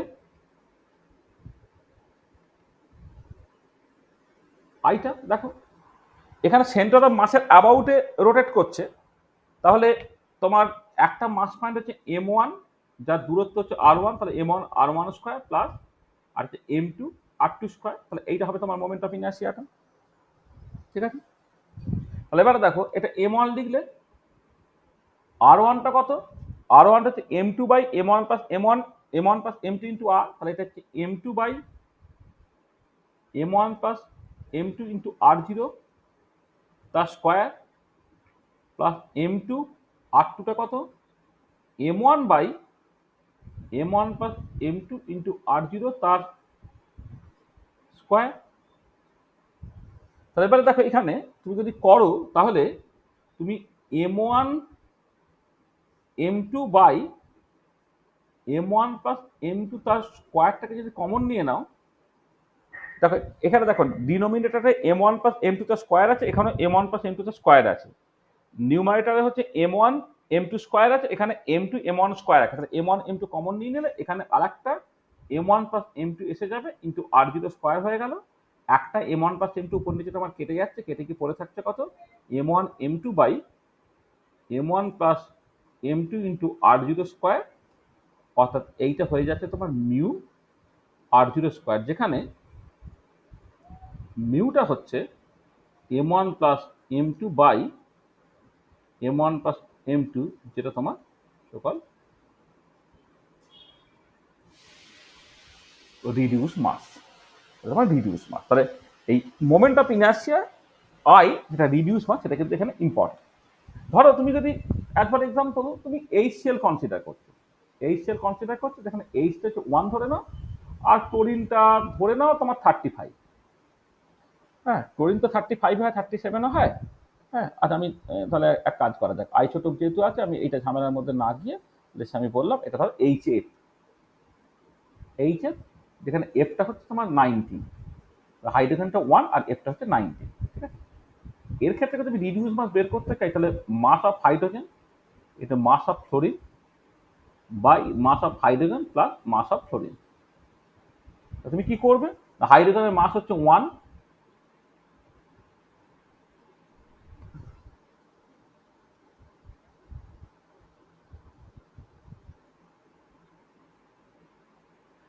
এর মাস হচ্ছে 1 ইন্টু তোমার ফ্লোরিনের মাস হচ্ছে 19 ডিভাইডেড বাই হচ্ছে 1 প্লাস 19, এটা হবে, তাহলে করে কত হয়ে যাবে, না 19/20, এবং সাডেনলি এটা গ্রামে, এটা গ্রাম গ্রাম গ্রাম গ্রাম করে 19/20 করবে। এটা কিন্তু ভুল হলো, ঠিক আছে? তাহলে লোকে এইরকম এই ভুলটাকে করে ফেলে, যখন তোমার রিডিউস মাস ক্যালকুলেট করবে তখন জাস্ট এই হাইড্রোজেনের 1 ফ্লোরিনের 19, হাইড্রোজেনের 1 ফ্লোরিনের 19 করে 1 ইন্টু 19 বাই 1+19 19/20 করে দেয়। না, তা করলে কিন্তু হবে না। তাহলে এই যে 1 গ্রামটা তুমি করছো, হ্যাঁ, এই 1 গ্রামটা অ্যাকচুয়ালি একটা হাইড্রোজেন অ্যাটমের মাস নয়, 1 মোল হাইড্রোজেন অ্যাটমের মাস এটা। সেই জন্য এইটাকে তোমাকে অ্যাকচুয়ালি ভাগ করতে হবে অ্যাভোগাড্রো নাম্বার দিয়ে, হ্যাঁ, এইটা, ঠিক আছে? আর এইটাকে যদি তুমি কেজিতে করতে চাও তাহলে হচ্ছে তোমাকে বেসিক্যালি এইটা ইন্টু 10⁻³ একটা পার্ট থেকে যাবে কেজি, এটা একটা কেজি থাকবে। এটা হচ্ছে 19 ইন্টু 10⁻³ কেজি, তাকেও ভাগ করতে হবে অ্যাভোগাড্রো নাম্বার দিয়ে। এটা 1 ইন্টু 10⁻³ কেজি, তাকে অ্যাভোগাড্রো নাম্বার দিয়ে ভাগ করতে হবে। 90 ইন্টু 10⁻³ কেজি, তাকেও তোমার অ্যাভোগাড্রো নাম্বার দিয়ে ভাগ করতে হবে, ঠিক আছে? এবং করলে যেটা হবে দেখো, যে নিচে একটা অ্যাভোগাড্রো নাম্বার কিন্তু থেকে যাবে। তাহলে এইটার সঙ্গে যেটা থেকে যাচ্ছে, এই 10⁻³ থেকে যাবে, বাই হচ্ছে তোমার অ্যাভোগাড্রো নাম্বারটা থেকে যাবে যদি তুমি কেজিতে অ্যান্সারটাকে বের করতে চাও। আচ্ছা, এবারে এটা খেয়াল করে দেখে 19/20 যেমন আছে আছে, এইটা কত হবে জানো তো? 10⁻³ কেজি।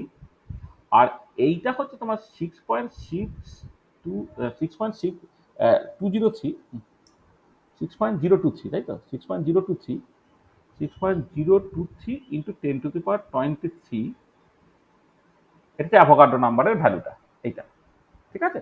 এটা সেটাকে যদি করো, এটা সেটা উত্তরটা বেরোবে বেসিক্যালি হচ্ছে এই 19.20 ইন্টু এই পুরো জিনিসটা হচ্ছে 1.67 ইন্টু 10⁻27 কেজি। তাহলে এই এতখানি পার্ট দিয়ে না তোমাকে বেসিক্যালি ফাইনালি গুণ করতে হবে, এটা 1 অ্যাটমিক মাস ইউনিট বলা হয় আর কি।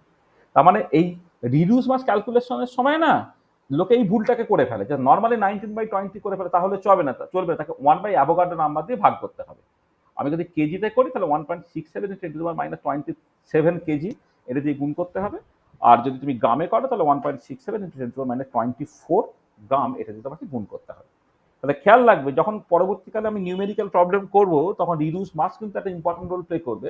রিডিউস মাস ক্যালকুলেশনের ক্ষেত্রে কিন্তু কখনই তুমি ওই জাস্ট সিম্পলি 1 ইন্টু 19 বাই বা কার্বন মনোক্সাইড করছো 12 ইন্টু 16/12+16, হ্যাঁ, করে দিলে তুমি, তাহলে চলবে না, কিন্তু তাকে তোমাকে ওই অ্যাভোগাড্রো নাম্বার দিয়ে ভাগটাকে করতে হবে, ঠিক আছে? এটা মাথায় রাখো, ঠিক আছে? বোঝা গেল? আচ্ছা, তাহলে এবারে দেখো, তো তুমি যখন এবারে তুমি টাইম ইন্ডিপেন্ডেন্স, আচ্ছা, এবারে এবারে যখন অ্যাঙ্গুলার মোমেন্টাম যখন লিখতে চাইবে তুমি, অ্যাঙ্গুলার মোমেন্টাম এলটা কত? আই ইন্টু ওমেগা, যেখানে ওমেগাটা হচ্ছে তোমার অ্যাঙ্গুলার ভেলোসিটি, এইটা। বা কাইনেটিক এনার্জি যদি তুমি করো, রোটেশনাল কাইনেটিক এনার্জি,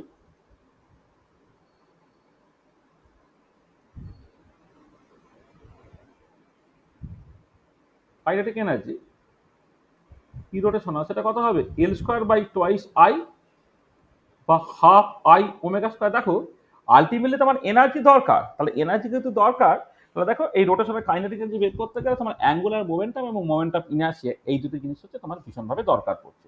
তাহলে এখান থেকে তুমি যদি হ্যামিল্টনিয়ান অপারেটরটাকে লিখতে চাও, হ্যামিল্টনিয়ান অপারেটর ফর রিজিডোটাকেও তুমি লিখতে চাও, তাহলে সেই হ্যামিল্টনিয়ানটা কত হবে না, basically L square operator by twice I, অর্থাৎ এটা বেরোবে হচ্ছে minus H cross square by twice I.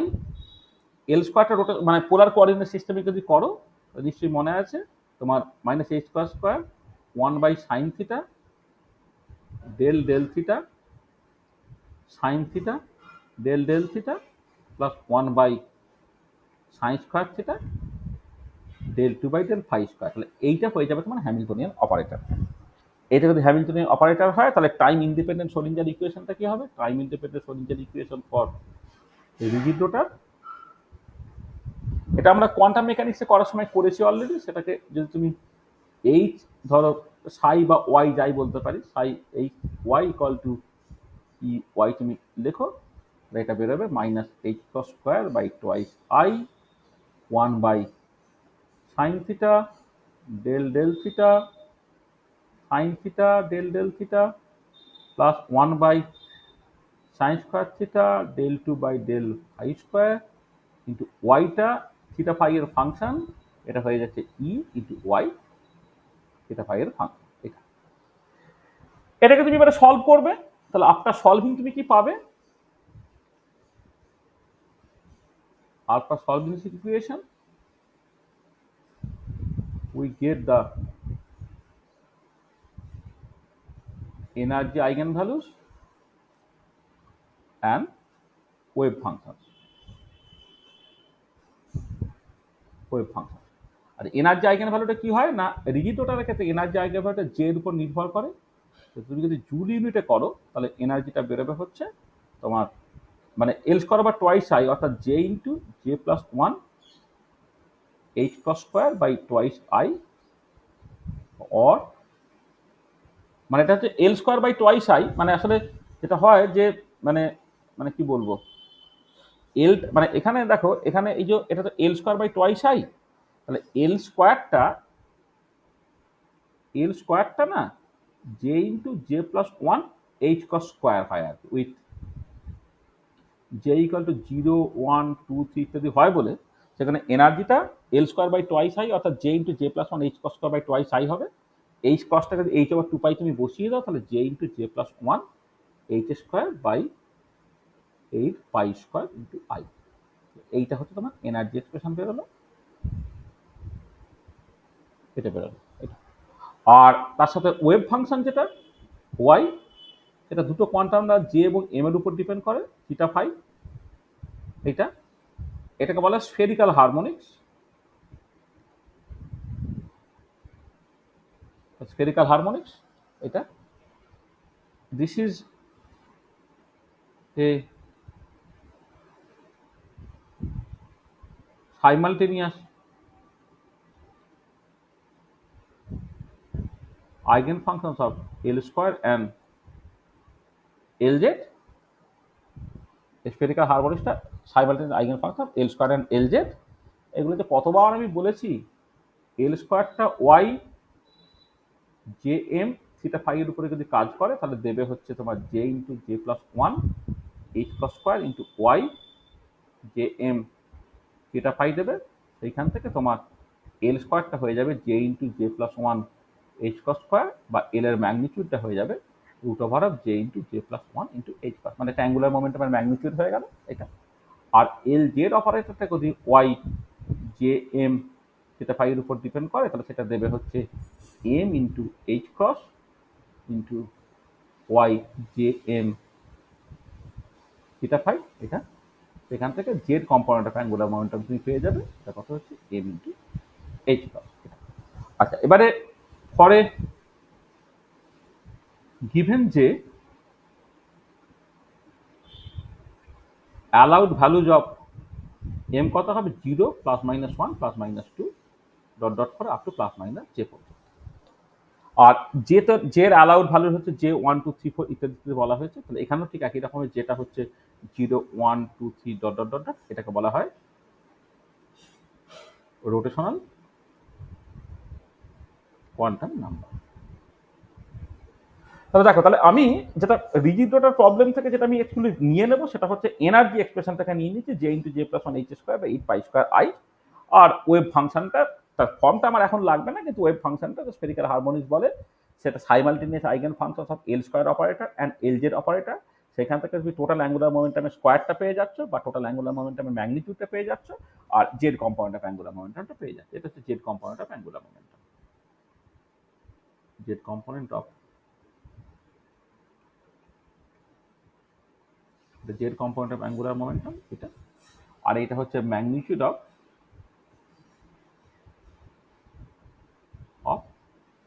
Total angular momentum. আর এখানে একটা ইম্পর্টেন্ট পয়েন্ট কথা বলার আছে, সেটা হচ্ছে দেখো যে এনার্জিটা, এই যে এনার্জিটা সেটা শুধুমাত্র জে এর উপর ডিপেন্ড করছে।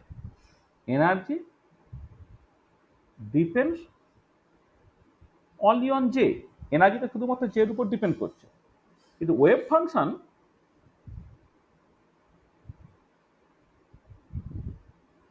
Depends on both J and M.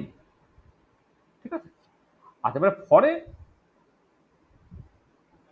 given যে there are 2j plus 1 allowed values of m, দেখো যে mটা বলেছে কি 0 প্লাস মাইনাস 1 প্লাস মাইনাস 2 থেকে প্লাস মাইনাস j পর্যন্ত।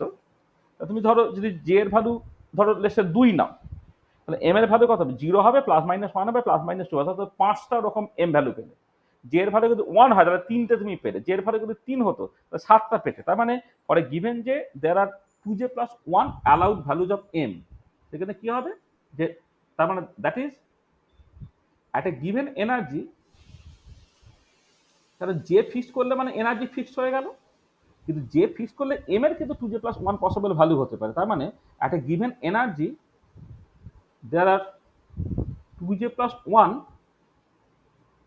allowed wave function, তাহলে ও একটা গিভেন এনার্জিতে 2j plus 1টা allowed wave function হলো। তাহলে হেন্স ডিগ্রি অফ ডিজেনারেসি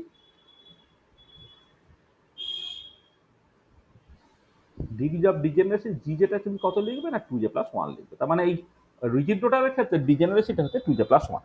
তা দেখো তাহলে এই জায়গাটা একটু ভালো করে খেয়াল করো, আমি জাস্ট রিজিড রোটার প্রবলেম তার টাইম ইন্ডিপেন্ডেন্ট শ্রোডিঞ্জার ইকুয়েশনটাকে লিখেছি, সেটাকে সলভ করলে তোমার রোটেশনাল এনার্জি পাওয়া যাচ্ছে এবং ওয়েভ ফাংশন পাওয়া যায়। রোটেশনাল এনার্জির এক্সপ্রেশনটা আমি পেয়েছি এটা, এবং সেই এনার্জি নিয়ে কী সব কথাবার্তা বলা যায় সেগুলো রিজিড রোটার প্রবলেম যখন পড়া হয়েছে তখন আমরা অলরেডি বলেছি আর কি। তাহলে জাস্ট যেটা ইম্পর্টেন্ট পয়েন্ট, যে ক্ষেত্রে ডিজেনারেসি ফ্যাক্টরটা আমার লাগবে সেখানে এটাকে লেখা হলো। আচ্ছা এবারে তুমি এনার্জিতে ফিরে এসো। দেখো এই যে এনার্জি এক্সপ্রেশনটা যখন তুমি লিখছো, এনার্জি এক্সপ্রেশনটা এই যে ই যেটা, সেটাকে তুমি জুল ইউনিটে যদি লেখো তাহলে সেটা কত বেরোচ্ছে না J into J plus 1 H square by 8 pi square I হয়েছে এটা। তাহলে এবারে তুমি এক কাজ করো, যে এনার্জিটা যেটা জুল ইউনিটে ছিল তাকে এই সি দিয়ে ভাগ করে দাও।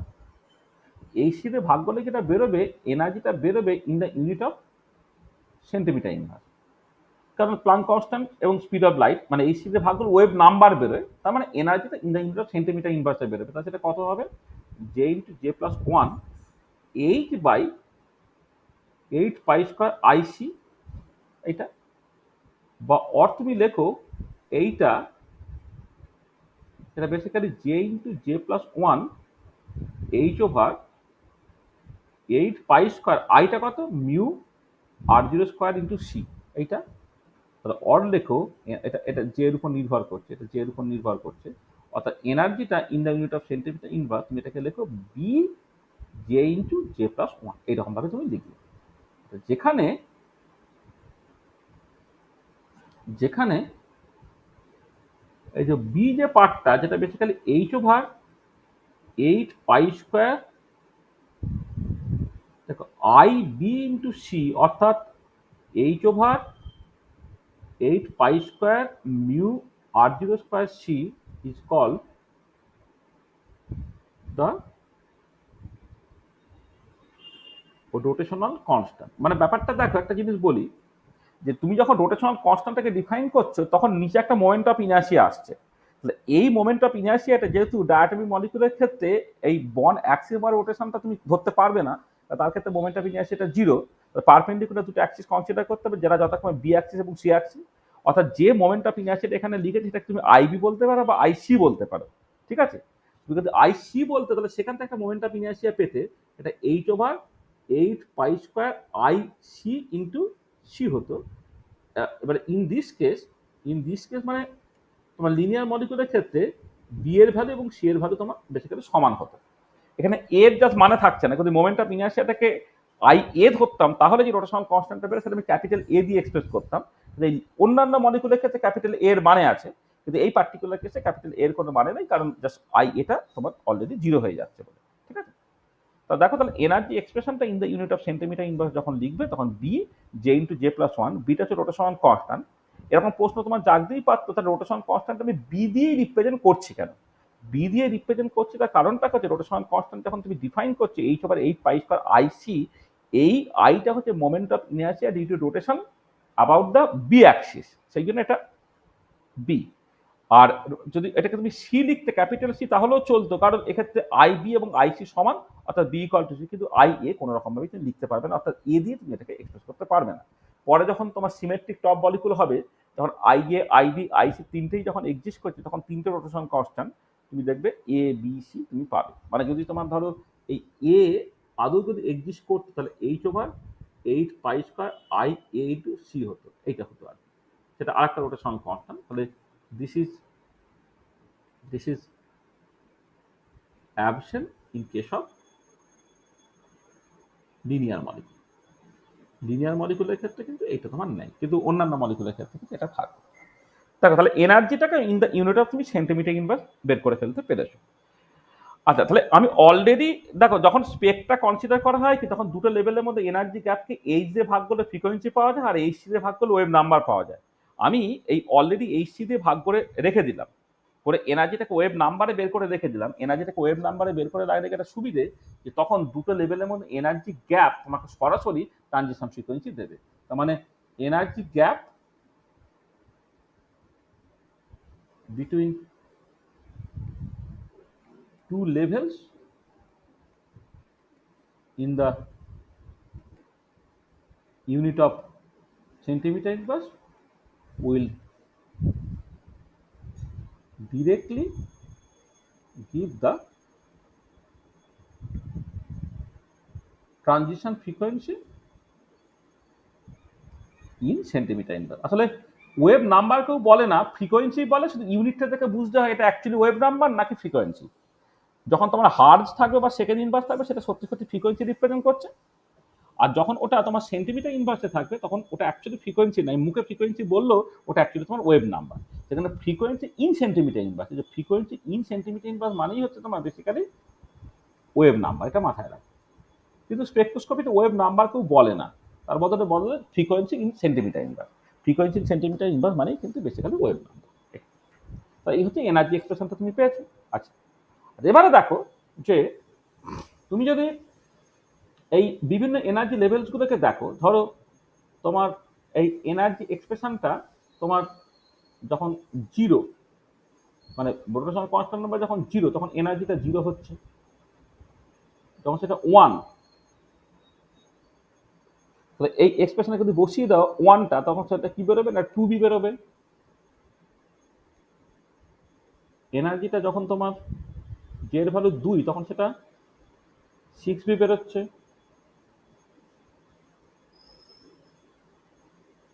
টুয়েলভ বি বেরোচ্ছে। এটা তোমার 20 বি বেরোচ্ছে, এরকম করে। মানে দেখো এখানে জাস্ট তুমি জের বিভিন্ন ভ্যালুগুলোকে বসাও 0 1 2 3 4 করে, তোমার এনার্জিগুলো এরকম ভাবে বেরোচ্ছে। তার মানে সেটা হচ্ছে যে তুমি যদি এটা বিভিন্ন এনার্জি লেভেলগুলোকে দেখো, ধরো যখন জে এর ভ্যালু 0, তখন এনার্জিটা কিন্তু তোমার 0 বেরিয়েছে। জে এর ভ্যালু যখন তোমার 1, তখন এনার্জিটা তোমার 2 বি বেরিয়েছে। জে এর ভ্যালু যখন 2, এনার্জিটা 6 বি বেরিয়েছে। জে এর ভ্যালু যখন 3, তখন এনার্জিটা 12 বি বেরিয়েছে। জে এর ভ্যালু যখন 4, তখন এনার্জিটা তোমার 20 বি বেরিয়েছে। তার মানে পরিষ্কার দেখতে পাচ্ছ যে spacing between two successive energy level increase করছে ইনক্রিজিং রোটেশনাল কোয়ান্টাম নাম্বার। দেখো এক্ষেত্রে এনার্জি গ্যাপটা তোমার 2 বি, এক্ষেত্রে এনার্জি গ্যাপটা হচ্ছে তোমার 4 বি, এক্ষেত্রে এনার্জি গ্যাপটা হচ্ছে তোমার 6 বি, এক্ষেত্রে এনার্জি গ্যাপটা হচ্ছে তোমার 8 বি। তার মানে তুমি যদি জাস্ট এরকম একটা ফর্মুলা বের করে নাও, spacing between two successive energy level যদি দেখো তাহলে ডেল্টা এপসাইলন বার, তাহলে জে থেকে ধরে নাও জে প্লাস ওয়ান লেভেলে যাচ্ছে, পাশাপাশি দুটো লেভেলের মধ্যে এনার্জি গ্যাপটা তুমি ক্যালকুলেট করছো। তাহলে কি হবে এটা, এনার্জিটা জে প্লাস ওয়ানে মাইনাস এনার্জিটা জে লেভেলের জন্য। এইটা যদি B J into J plus one হয়, যখন জে এর ভ্যালু জে প্লাস ওয়ান হয়ে যাবে তখন কি হবে, এটা B J plus one into J plus two হবে, বিয়োগটাকে কর, তাহলে সেটা কত বেরোবে, two B into J plus one হচ্ছে, দেখো two B into J plus one হচ্ছে। তার মানে দেখো তাহলে এখান থেকে পরিষ্কার দেখতে পাচ্ছ যে এনার্জি গ্যাপটা যখন তুমি জিরো থেকে ওয়ানের মধ্যে এনার্জি গ্যাপ করবে, তখন এখানে জে এর জায়গায় জিরো বসিয়ে দাও, তখন টু বি হয়ে গেল। তখন এনার্জি গ্যাপটা তোমার এক থেকে দুইয়ের মধ্যে গ্যাপটাকে করবে, এখানে ওয়ান বসিয়ে দাও, সেটা ফোর বি বেরিয়ে গেল। তখন এনার্জি গ্যাপটা তুমি দুই থেকে তিনের মধ্যে এনার্জি গ্যাপটাকে ক্যালকুলেট করে সেটা অটোমেটিক্যালি ওই ফর্মুলা বসালে সিক্স বি বেরিয়ে যাচ্ছে। এনার্জি গ্যাপটা তিন থেকে চারের মধ্যে যখন এনার্জি গ্যাপ করছো অটোমেটিক্যালি দেখো এইট বি বেরিয়ে যাচ্ছে। হ্যাঁ, মানে যেটা তুমি ওই এনার্জি লেভেলগুলোকে এঁকে যেটা তুমি পেলে সেটা দেখো এই ফর্মুলা থেকেও তুমি পেয়ে যাচ্ছ। জে থেকে জে প্লাস ওয়ান লেভেলের মধ্যে এনার্জি গ্যাপটা তুমি ক্যালকুলেট করেছো, এই যে ফর্মুলা বেরিয়েছে, তার মানে যেটা দাঁড়াচ্ছে দেখো এখানে যে for rigid rotor spacing between two successive energy levels increases with increasing rotational quantum number. For rigid rotor, spacing between the successive energy level increases with increasing rotational quantum number. তুমি পরিষ্কার দেখতে পাচ্ছ। তাহলে এটা এই পার্টিকুলার কেসে spacing between two successive energy level increase করছে with increasing quantum number. সব ক্ষেত্রে তো এরকম হয় না, হাইড্রোজেন অ্যাটম প্রবলেমের ক্ষেত্রে তুমি দেখেছো যে spacing between two successive energy level decrease করছে ইনক্রিজিং কোয়ান্টাম নাম্বার। আর হারমোনিক অসিলেটর প্রবলেম যখন তুমি দেখবে তখন দেখবে এনার্জি লেভেলগুলো ইকুইপেস থাকবে। এই পার্টিকুলার কেসে spacing between two successive energy level increase করছে ইনক্রিজিং রোটেশনাল কোয়ান্টাম নাম্বার। ঠিক আছে, আচ্ছা এবারে যেটা ইম্পর্টেন্ট যে সিলেকশন রুল। আচ্ছা, সিলেকশন রুল মানে হচ্ছে যে কোর লেভেল থেকে কোর লেভেলে অ্যাকচুয়ালি ট্রানজিশনটা করতে পারবে। এখানে সিলেকশন রুলটা হচ্ছে delta G equal to plus minus one, অর্থাৎ পাশাপাশি দুটো লেভেলের মধ্যে ট্রানজিশনটা করতে পারবে। তাহলে তুমি এখন এই যে এনার্জি গ্যাপটা সেখান থেকে তুমি অটোমেটিক্যালি ট্রানজিশন ফ্রিকোয়েন্সি বের করে ফেলতে পারছো। ট্রানজিশন ফ্রিকোয়েন্সিটা যদি তুমি দেখো তাহলে দেখো এই ট্রানজিশন ফ্রিকোয়েন্সিগুলো মানে এই যে এনার্জি গ্যাপগুলোকে ক্যালকুলেট করছে সবই তো সেন্টিমিটার ইনভার্সে, এগুলো এই এনার্জি গ্যাপগুলোকে ক্যালকুলেট করছে সেন্টিমিটার ইনভার্সে, এবং পাশাপাশি দুটো লেভেলের মধ্যে এনার্জি গ্যাপ ক্যালকুলেট করেছো, এবং সিলেকশন রুল বলে দিচ্ছে কি পাশাপাশি দুটো লেভেলের মধ্যে ট্রানজিশনটা হতে পারে। আর এনার্জি গ্যাপ যেহেতু তুমি in the unit of centimetre inverse already বের করে রেখে দিয়েছো, ট্রানজিশন ফ্রিকোয়েন্সিটা সেটা কি হবে, যে প্রথমে যে ট্রানজিশন ফ্রিকোয়েন্সিটা যেটা বেসিক্যালি তোমার জিরো থেকে ওয়ানের জন্য তুমি পেয়েছো, এই ট্রানজিশন ফ্রিকোয়েন্সিটা হচ্ছে পাবে কোথায় না টু বিতে পাচ্ছ। সেকেন্ড ট্রানজিশন ফ্রিকোয়েন্সি যেটা এক থেকে দুয়ে ট্রানজিশনের জন্য তুমি পেয়েছো সেটা হচ্ছে তোমার ফোর বিতে। যেটা তোমার দুই থেকে তিনে ট্রানজিশনের জন্য পেয়েছো সেটা তোমার সিক্স বিতে। যেটা তোমার তিন থেকে চারে ট্রানজিশনের জন্য পেয়েছো সেটা হচ্ছে তোমার এইট বিতে। Transition frequency in centimetre inverse, এগুলো সবই কিন্তু সব সেন্টিমিটার ইনভার্স। এটা তার মানে কি হচ্ছে দেখো, তুমি যদি লেটসে এই বরাবর তুমি ফ্রিকোয়েন্সিটাকে প্লট করো, ওয়েভ নাম্বার বা ফ্রিকোয়েন্সি যাই বলো না কেন তুমি প্লট করছো, তাহলে এবারে এদিকে এদিকে ইন্টেন্সিটি প্লট করবে, কিন্তু ইন্টেন্সিটি আমি দেখাতে চাইছি না। ধরো প্রথম যে লাইনটা তুমি পাচ্ছ সেই লাইনটা কোথায় পাচ্ছ না টু বিতে পাচ্ছ। সেকেন্ড লাইনটা কোথায় পাচ্ছ, আমি ইন্টেন্সিটি ডিস্ট্রিবিউশনটা অনেক ফ্যাক্টর উপর নির্ভর করে, প্রথমে ইন্টেন্সিটি বাড়বে ওটা ম্যাক্সিমামে পৌঁছাবে তারপর কমবে, ওই ঝামেলার মধ্যে যাচ্ছি না। সেকেন্ডটা পাচ্ছ ফোর বিতে, থার্ডটা পাচ্ছ সিক্স বিতে, তারটা পাচ্ছ হচ্ছে তোমার এইট বিতে, তারপরে পাচ্ছ তোমার টেন বিতে অ্যান্ড সো অন, এরকম ভাবে যাচ্ছে। এবং দেখো এই দুটো স্পেকট্রাল লাইনের মধ্যে গ্যাপ কত, প্রত্যেক ক্ষেত্রে টু বি। মানে এই যে গ্যাপগুলো, এই গ্যাপগুলো কিন্তু প্রত্যেক ক্ষেত্রে দেখো 2b করে। এই গ্যাপটা, এই গ্যাপটা, এই গ্যাপটা, এটা তোমার 2b করে। তার মানে এটা দাঁড়াচ্ছে যে under rigid daughter approximation, under rigid daughter approximation তুমি কি পাচ্ছ যে স্পেক্ট্রাল লাইন্স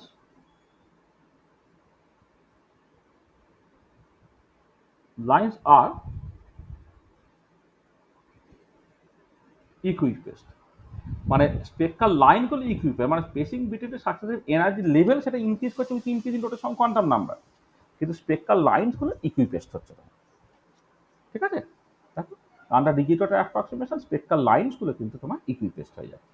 এটা ঠিক আছে, তার মানে যদি এটা এটা ডিজিটাল অ্যাপ্রক্সিমেশনে কিন্তু মানে অ্যাকচুয়ালি কি হয় কিনা সেটা তোমাকে, মানে অ্যাকচুয়াল সিচুয়েশনে কি হয় সেটা পরের কথা, মানে রিয়েলিস্টিক সিচুয়েশনে কি হয় সেটা পরের কথা, সেটা আমি দেখবো নন ডিজিটাল যখন তুমি কনসিডার করবে তখন অ্যাকচুয়ালি ঠিক এরকম হবে না। কিন্তু মানে আন্ডার ডিজিটাল অ্যাপ্রক্সিমেশন স্পেক্ট্রাল লাইনসগুলো কিন্তু তোমার ইকুইপেস্ট হয়ে যাচ্ছে। হ্যাঁ, এটা মাথায় রাখো। আচ্ছা, হলো তাহলে যেটা বললাম এখন পর্যন্ত ঠিক আছে, পরিষ্কার আছে, কোনো অসুবিধা নেই। আছে, বুঝতে পেরেছো যা বলেছে এখন পর্যন্ত পরিষ্কার তো? হ্যাঁ স্যার।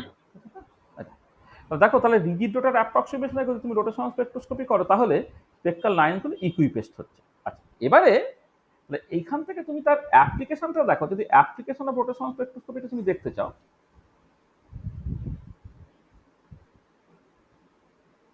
অ্যাপ্লিকেশন মূলত হচ্ছে দুটো। প্রথম যেটা হচ্ছে সেটা হচ্ছে determination of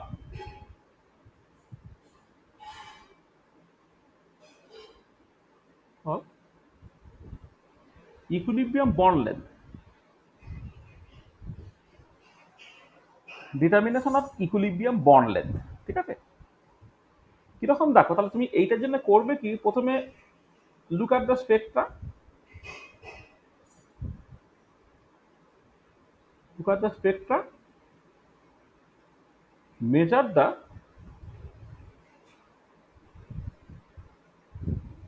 spacing between two successive spectral lines, which is equal to 2b। তাহলে দুটো স্পেক্ট্রাল লাইনের মধ্যে গ্যাপটা তুমি মেজার করে ফেলেছো, সেটা তোমার 2b এর সঙ্গে সমান। সেখান থেকে fine rotational constant B spectral লাইনকে, স্পেক্ট্রাল লাইনের মধ্যে যে এনার্জি গ্যাপ, মানে যে ওয়েভ নাম্বারের যে গ্যাপ, তাকে তুমি 2 দিয়ে ভাগ করে রোটেশনাল কনস্ট্যান্ট বি পেয়ে যাচ্ছ। এবারে যেহেতু I B equal to H over 8 pi square mu R zero square C, সেখান থেকে আর জিরোটা পেয়ে যাচ্ছে কত, H by 8 pi square mu B into C তার স্কয়ার রুট। তাহলে এইটা হচ্ছে তোমার ইকুইলিব্রিয়াম বন্ড। তাহলে এইটা হচ্ছে, এটা হচ্ছে ইকুইলিব্রিয়াম বন্ড লেন্থ হয়ে গেল।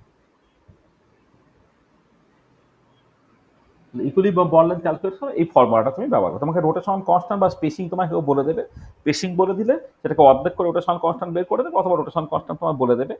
রিডিউস মাস কেমন করে ক্যালকুলেট করতে হয় তোমাকে শিখিয়েছি, সেটাকে যদি তুমি জানো সেখান থেকে ইকুইলিব্রিয়াম বন্ড লেন্থ তুমি বের করে ফেলতে পারো। তা এইটা হচ্ছে প্রথম অ্যাপ্লিকেশন। আচ্ছা, সেকেন্ড অ্যাপ্লিকেশন যেটা, সেটা হচ্ছে যে determination of isotopic mass, determination of isotopic mass. আচ্ছা, ডিটারমিনেশন অফ আইসোটোপিক মাস, ধরো তুমি এক্স ওয়াই একটা মলিকুল কনসিডার করলে, আর এক্স ওয়াই থেকে ধরে নাও এই এক্সটা তার আইসোটোপ দিয়ে ধরো রিপ্লেস হয়ে গেছে। ঠিক আছে, তাহলে এবারে look at the spectra of both X Y and X star Y, দুজন যদি স্পেক্ট্রাটাকে দেখো, এইটা measure the spacing between two successive spectral line, দুজনের ক্ষেত্রেই তুমি দুটো স্পেকট্রাল লাইনের মধ্যে গ্যাপটাকে দেখো করে find the rotational constants B and B star ধরো, মানে এর জন্য রোটেশনাল কনস্ট্যান্ট ধরে নাও বি, এর জন্য রোটেশনাল কনস্ট্যান্ট বি স্টার তুমি পেয়ে গেছো। বাট নাও বিটা কত না h/8 pi square mu r0 square c, and B স্টারটা হবে, মাসটা পাল্টে গেছে, h/8 pi square mu star r0 square c এটা। আর এখানে আমি অ্যাজিউম করে নিচ্ছি where we have assumed that bond length does not change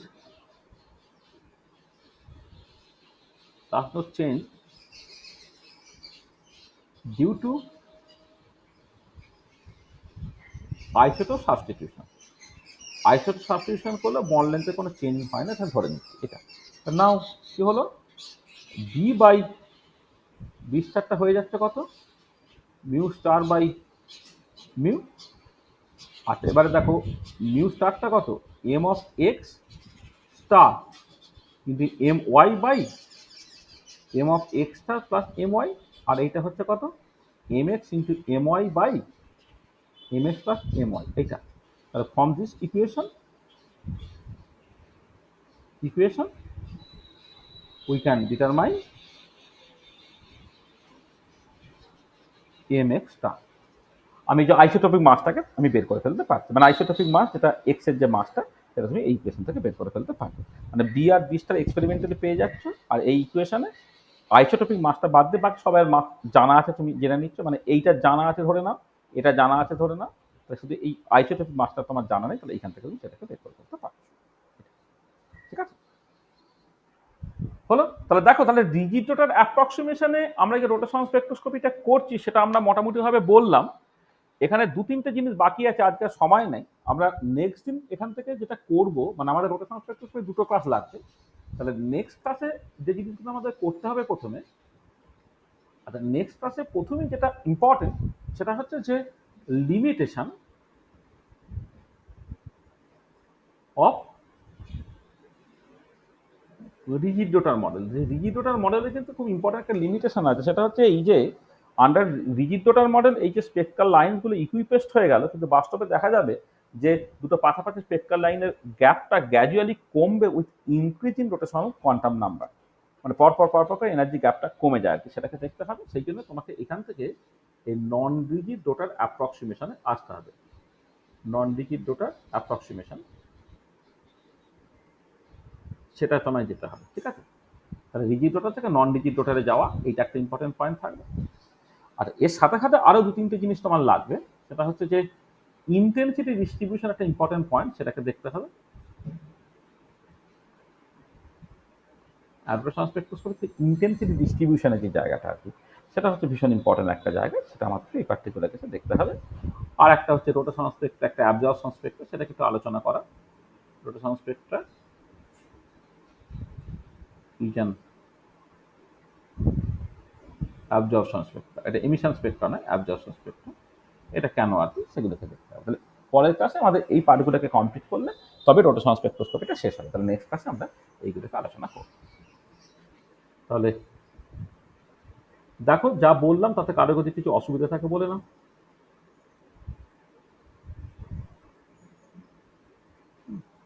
বলো, যা যা বলেছি কারো কিছু সমস্যা থাকলে বলো। Hello sir. হ্যাঁ বলো। স্যার ওই স্পেরিক্যাল টপ মলিকুলার ক্ষেত্রে সিএন অ্যাক্সিসটা 3-এর থেকে বেশি হলে ওই পোলার নন পোলার হয় কেন একটু বলবেন? এটা হচ্ছে তোমাদের যে ক্লাস, মানে বিএসসি ফার্স্ট ইয়ারে যখন তুমি স্টিরিওকেমিস্ট্রি পড়েছো, তখন কোন পয়েন্ট গ্রুপে বিলং করলে বা কোন কোন সিমেট্রি অপারেশন থাকে, ডাইপোল মোমেন্ট থাকে আর কি হলে থাকে না, হ্যাঁ সেটা সম্বন্ধে বলেনি। মানে ব্যাপারটা দেখো, প্রথম কথা হচ্ছে একটু ভালো করে শুনে না আমার কথাগুলো। সেটা হচ্ছে যে যে সিমেট্রি অপারেশন মানেটা কি, সিমেট্রি অপারেশন মানে একটা অপারেশন যেটা মলিকুলের উপরে কাজ করলে তোমার ইনডিস্টিংগুইজেবল কনফিগারেশনে তুমি ফিরে পাবে, তাই তো? তার মানে কি কোনো কোনো প্রপার্টি চেঞ্জ হওয়া চলবে না, ঠিক আছে? আর এবারে দেখো, তাহলে এবারে যখন তুমি কোন একটা অ্যাক্সিসের অ্যাবাউটে রোটেট করছো, তাহলে কোন একটা অ্যাক্সিসের অ্যাবাউটে রোটেট করছো, কিন্তু ধরে নাও ডাইপোল মোমেন্টটা ওই অ্যাক্সিস বরাবর নেয়, তাহলে অ্যাক্সিস বরাবর নেয়, অথচ অ্যাক্সিসের অ্যাবাউটে যদি তুমি রোটেট করো, তাহলে ডাইপোল মোমেন্টের ডিরেকশন পাল্টে গেছে ডিউ টু রোটেশন, যেটা ওয়াটার মলিকুলের ক্ষেত্রে আমি দেখলাম। ওয়াটার মলিকুলের ক্ষেত্রে যদি ডাইপোল মোমেন্টটা ওই যে অ্যাক্সিসের অ্যাবাউটে রোটেট করছে সেই অ্যাক্সিস বরাবর তুমি না রাখতে, অন্যত্র রাখতে, তাহলে কি হতো, যে 180 ডিগ্রি রোটেশন করলে কিন্তু ডাইপোল মোমেন্টের ডিরেকশনটাকে পাল্টে গেল। তাহলে কি সেটা ইনডিস্টিংগুইজেবল কনফিগারেশন হলো? ইনডিস্টিংগুইজেবল কনফিগারেশন হলে তো কোনো ফিজিক্যাল প্রপার্টি চেঞ্জ হবে না। ফিজিক্যাল প্রপার্টি চেঞ্জ হচ্ছে মানে তাহলে ইনডিস্টিংগুইজেবল কনফিগারেশন হচ্ছে না। তার মানে ওয়াটার মলিকুলের ক্ষেত্রে ডাইপোল মোমেন্ট তখনই থাকবে যখন ডাইপোল মোমেন্টটা ওই তোমার যে অ্যাক্সিস অ্যাবাউট রোটেশন করছো, যেটা C2 অ্যাক্সিস, সেই বরাবর থাকবে, তবে ওই অ্যাক্সিস বরাবর রোটেশন করে ডাইপোল মোমেন্টের কোনো চেঞ্জ হয় না। এটা পরিষ্কার? হ্যাঁ স্যার। আর এবারে ধরো তোমার কার্বন টেট্রাক্লোরাইডের ক্ষেত্রে ওরকম 4টে C3 অ্যাক্সিস আছে, তা ডাইপোল মোমেন্ট থাকলে তো কোনো একটা অ্যাক্সিস বরাবর থাকতে হবে। ধরে নাও একটা অ্যাক্সিস বরাবর ডাইপোল মোমেন্টটা আছে, তাহলে ওই অ্যাক্সিস বরাবর রোটেট করে ডাইপোল মোমেন্টটা পাল্টায় না। কিন্তু ওর ক্ষেত্রে তো ইউনিক অ্যাক্সিস নেই, আরো তো অ্যাক্সিস আছে, মানে 4টে তো C3 অ্যাক্সিস আছে, তাহলে অন্য C3 অ্যাক্সিস বরাবর যখন রোটেটটাকে করবে তখন কি হবে, তখন আগে যে বরাবর ডাইপোল মোমেন্টটা ছিল সেই ডাইপোল মোমেন্টে তখন ডিরেকশনটা পাল্টে গেল, তাই না? হ্যাঁ স্যার। তার মানে কি, তার মানে ডাইপোল মোমেন্ট থাকলে, মানে এই পার্টিকুলার ডাইপোল যদি তোমার থাকে, সেটা তুমি কোন না কোনো অ্যাক্সিস বরাবর রোটেশন করলে ডাইপোল মোমেন্টটা পাল্টে যাবেই যাবে। তার মানে সবচেয়ে ভালো হচ্ছে ডাইপোল মোমেন্ট না থাকা, তাই না? ঠিক আছে স্যার। ডাইপোল মোমেন্ট থাকলে, মানে যার ক্ষেত্রে একাধিক রোটেশনাল অ্যাক্সিস আছে, রোটেশনাল সিমেট্রি অ্যাক্সিস আছে, তার ক্ষেত্রে কিন্তু কখনোই তোমার এটা থাকবে না, ডাইপোল মোমেন্ট থাকবে না।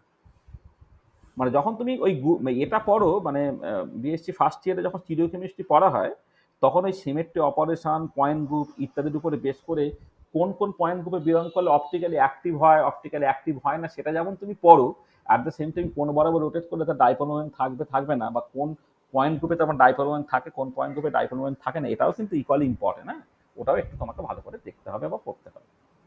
বুঝতে পেরেছো? ঠিক আছে। বলো, আর কারো কিছু অসুবিধা থাকলে বলো।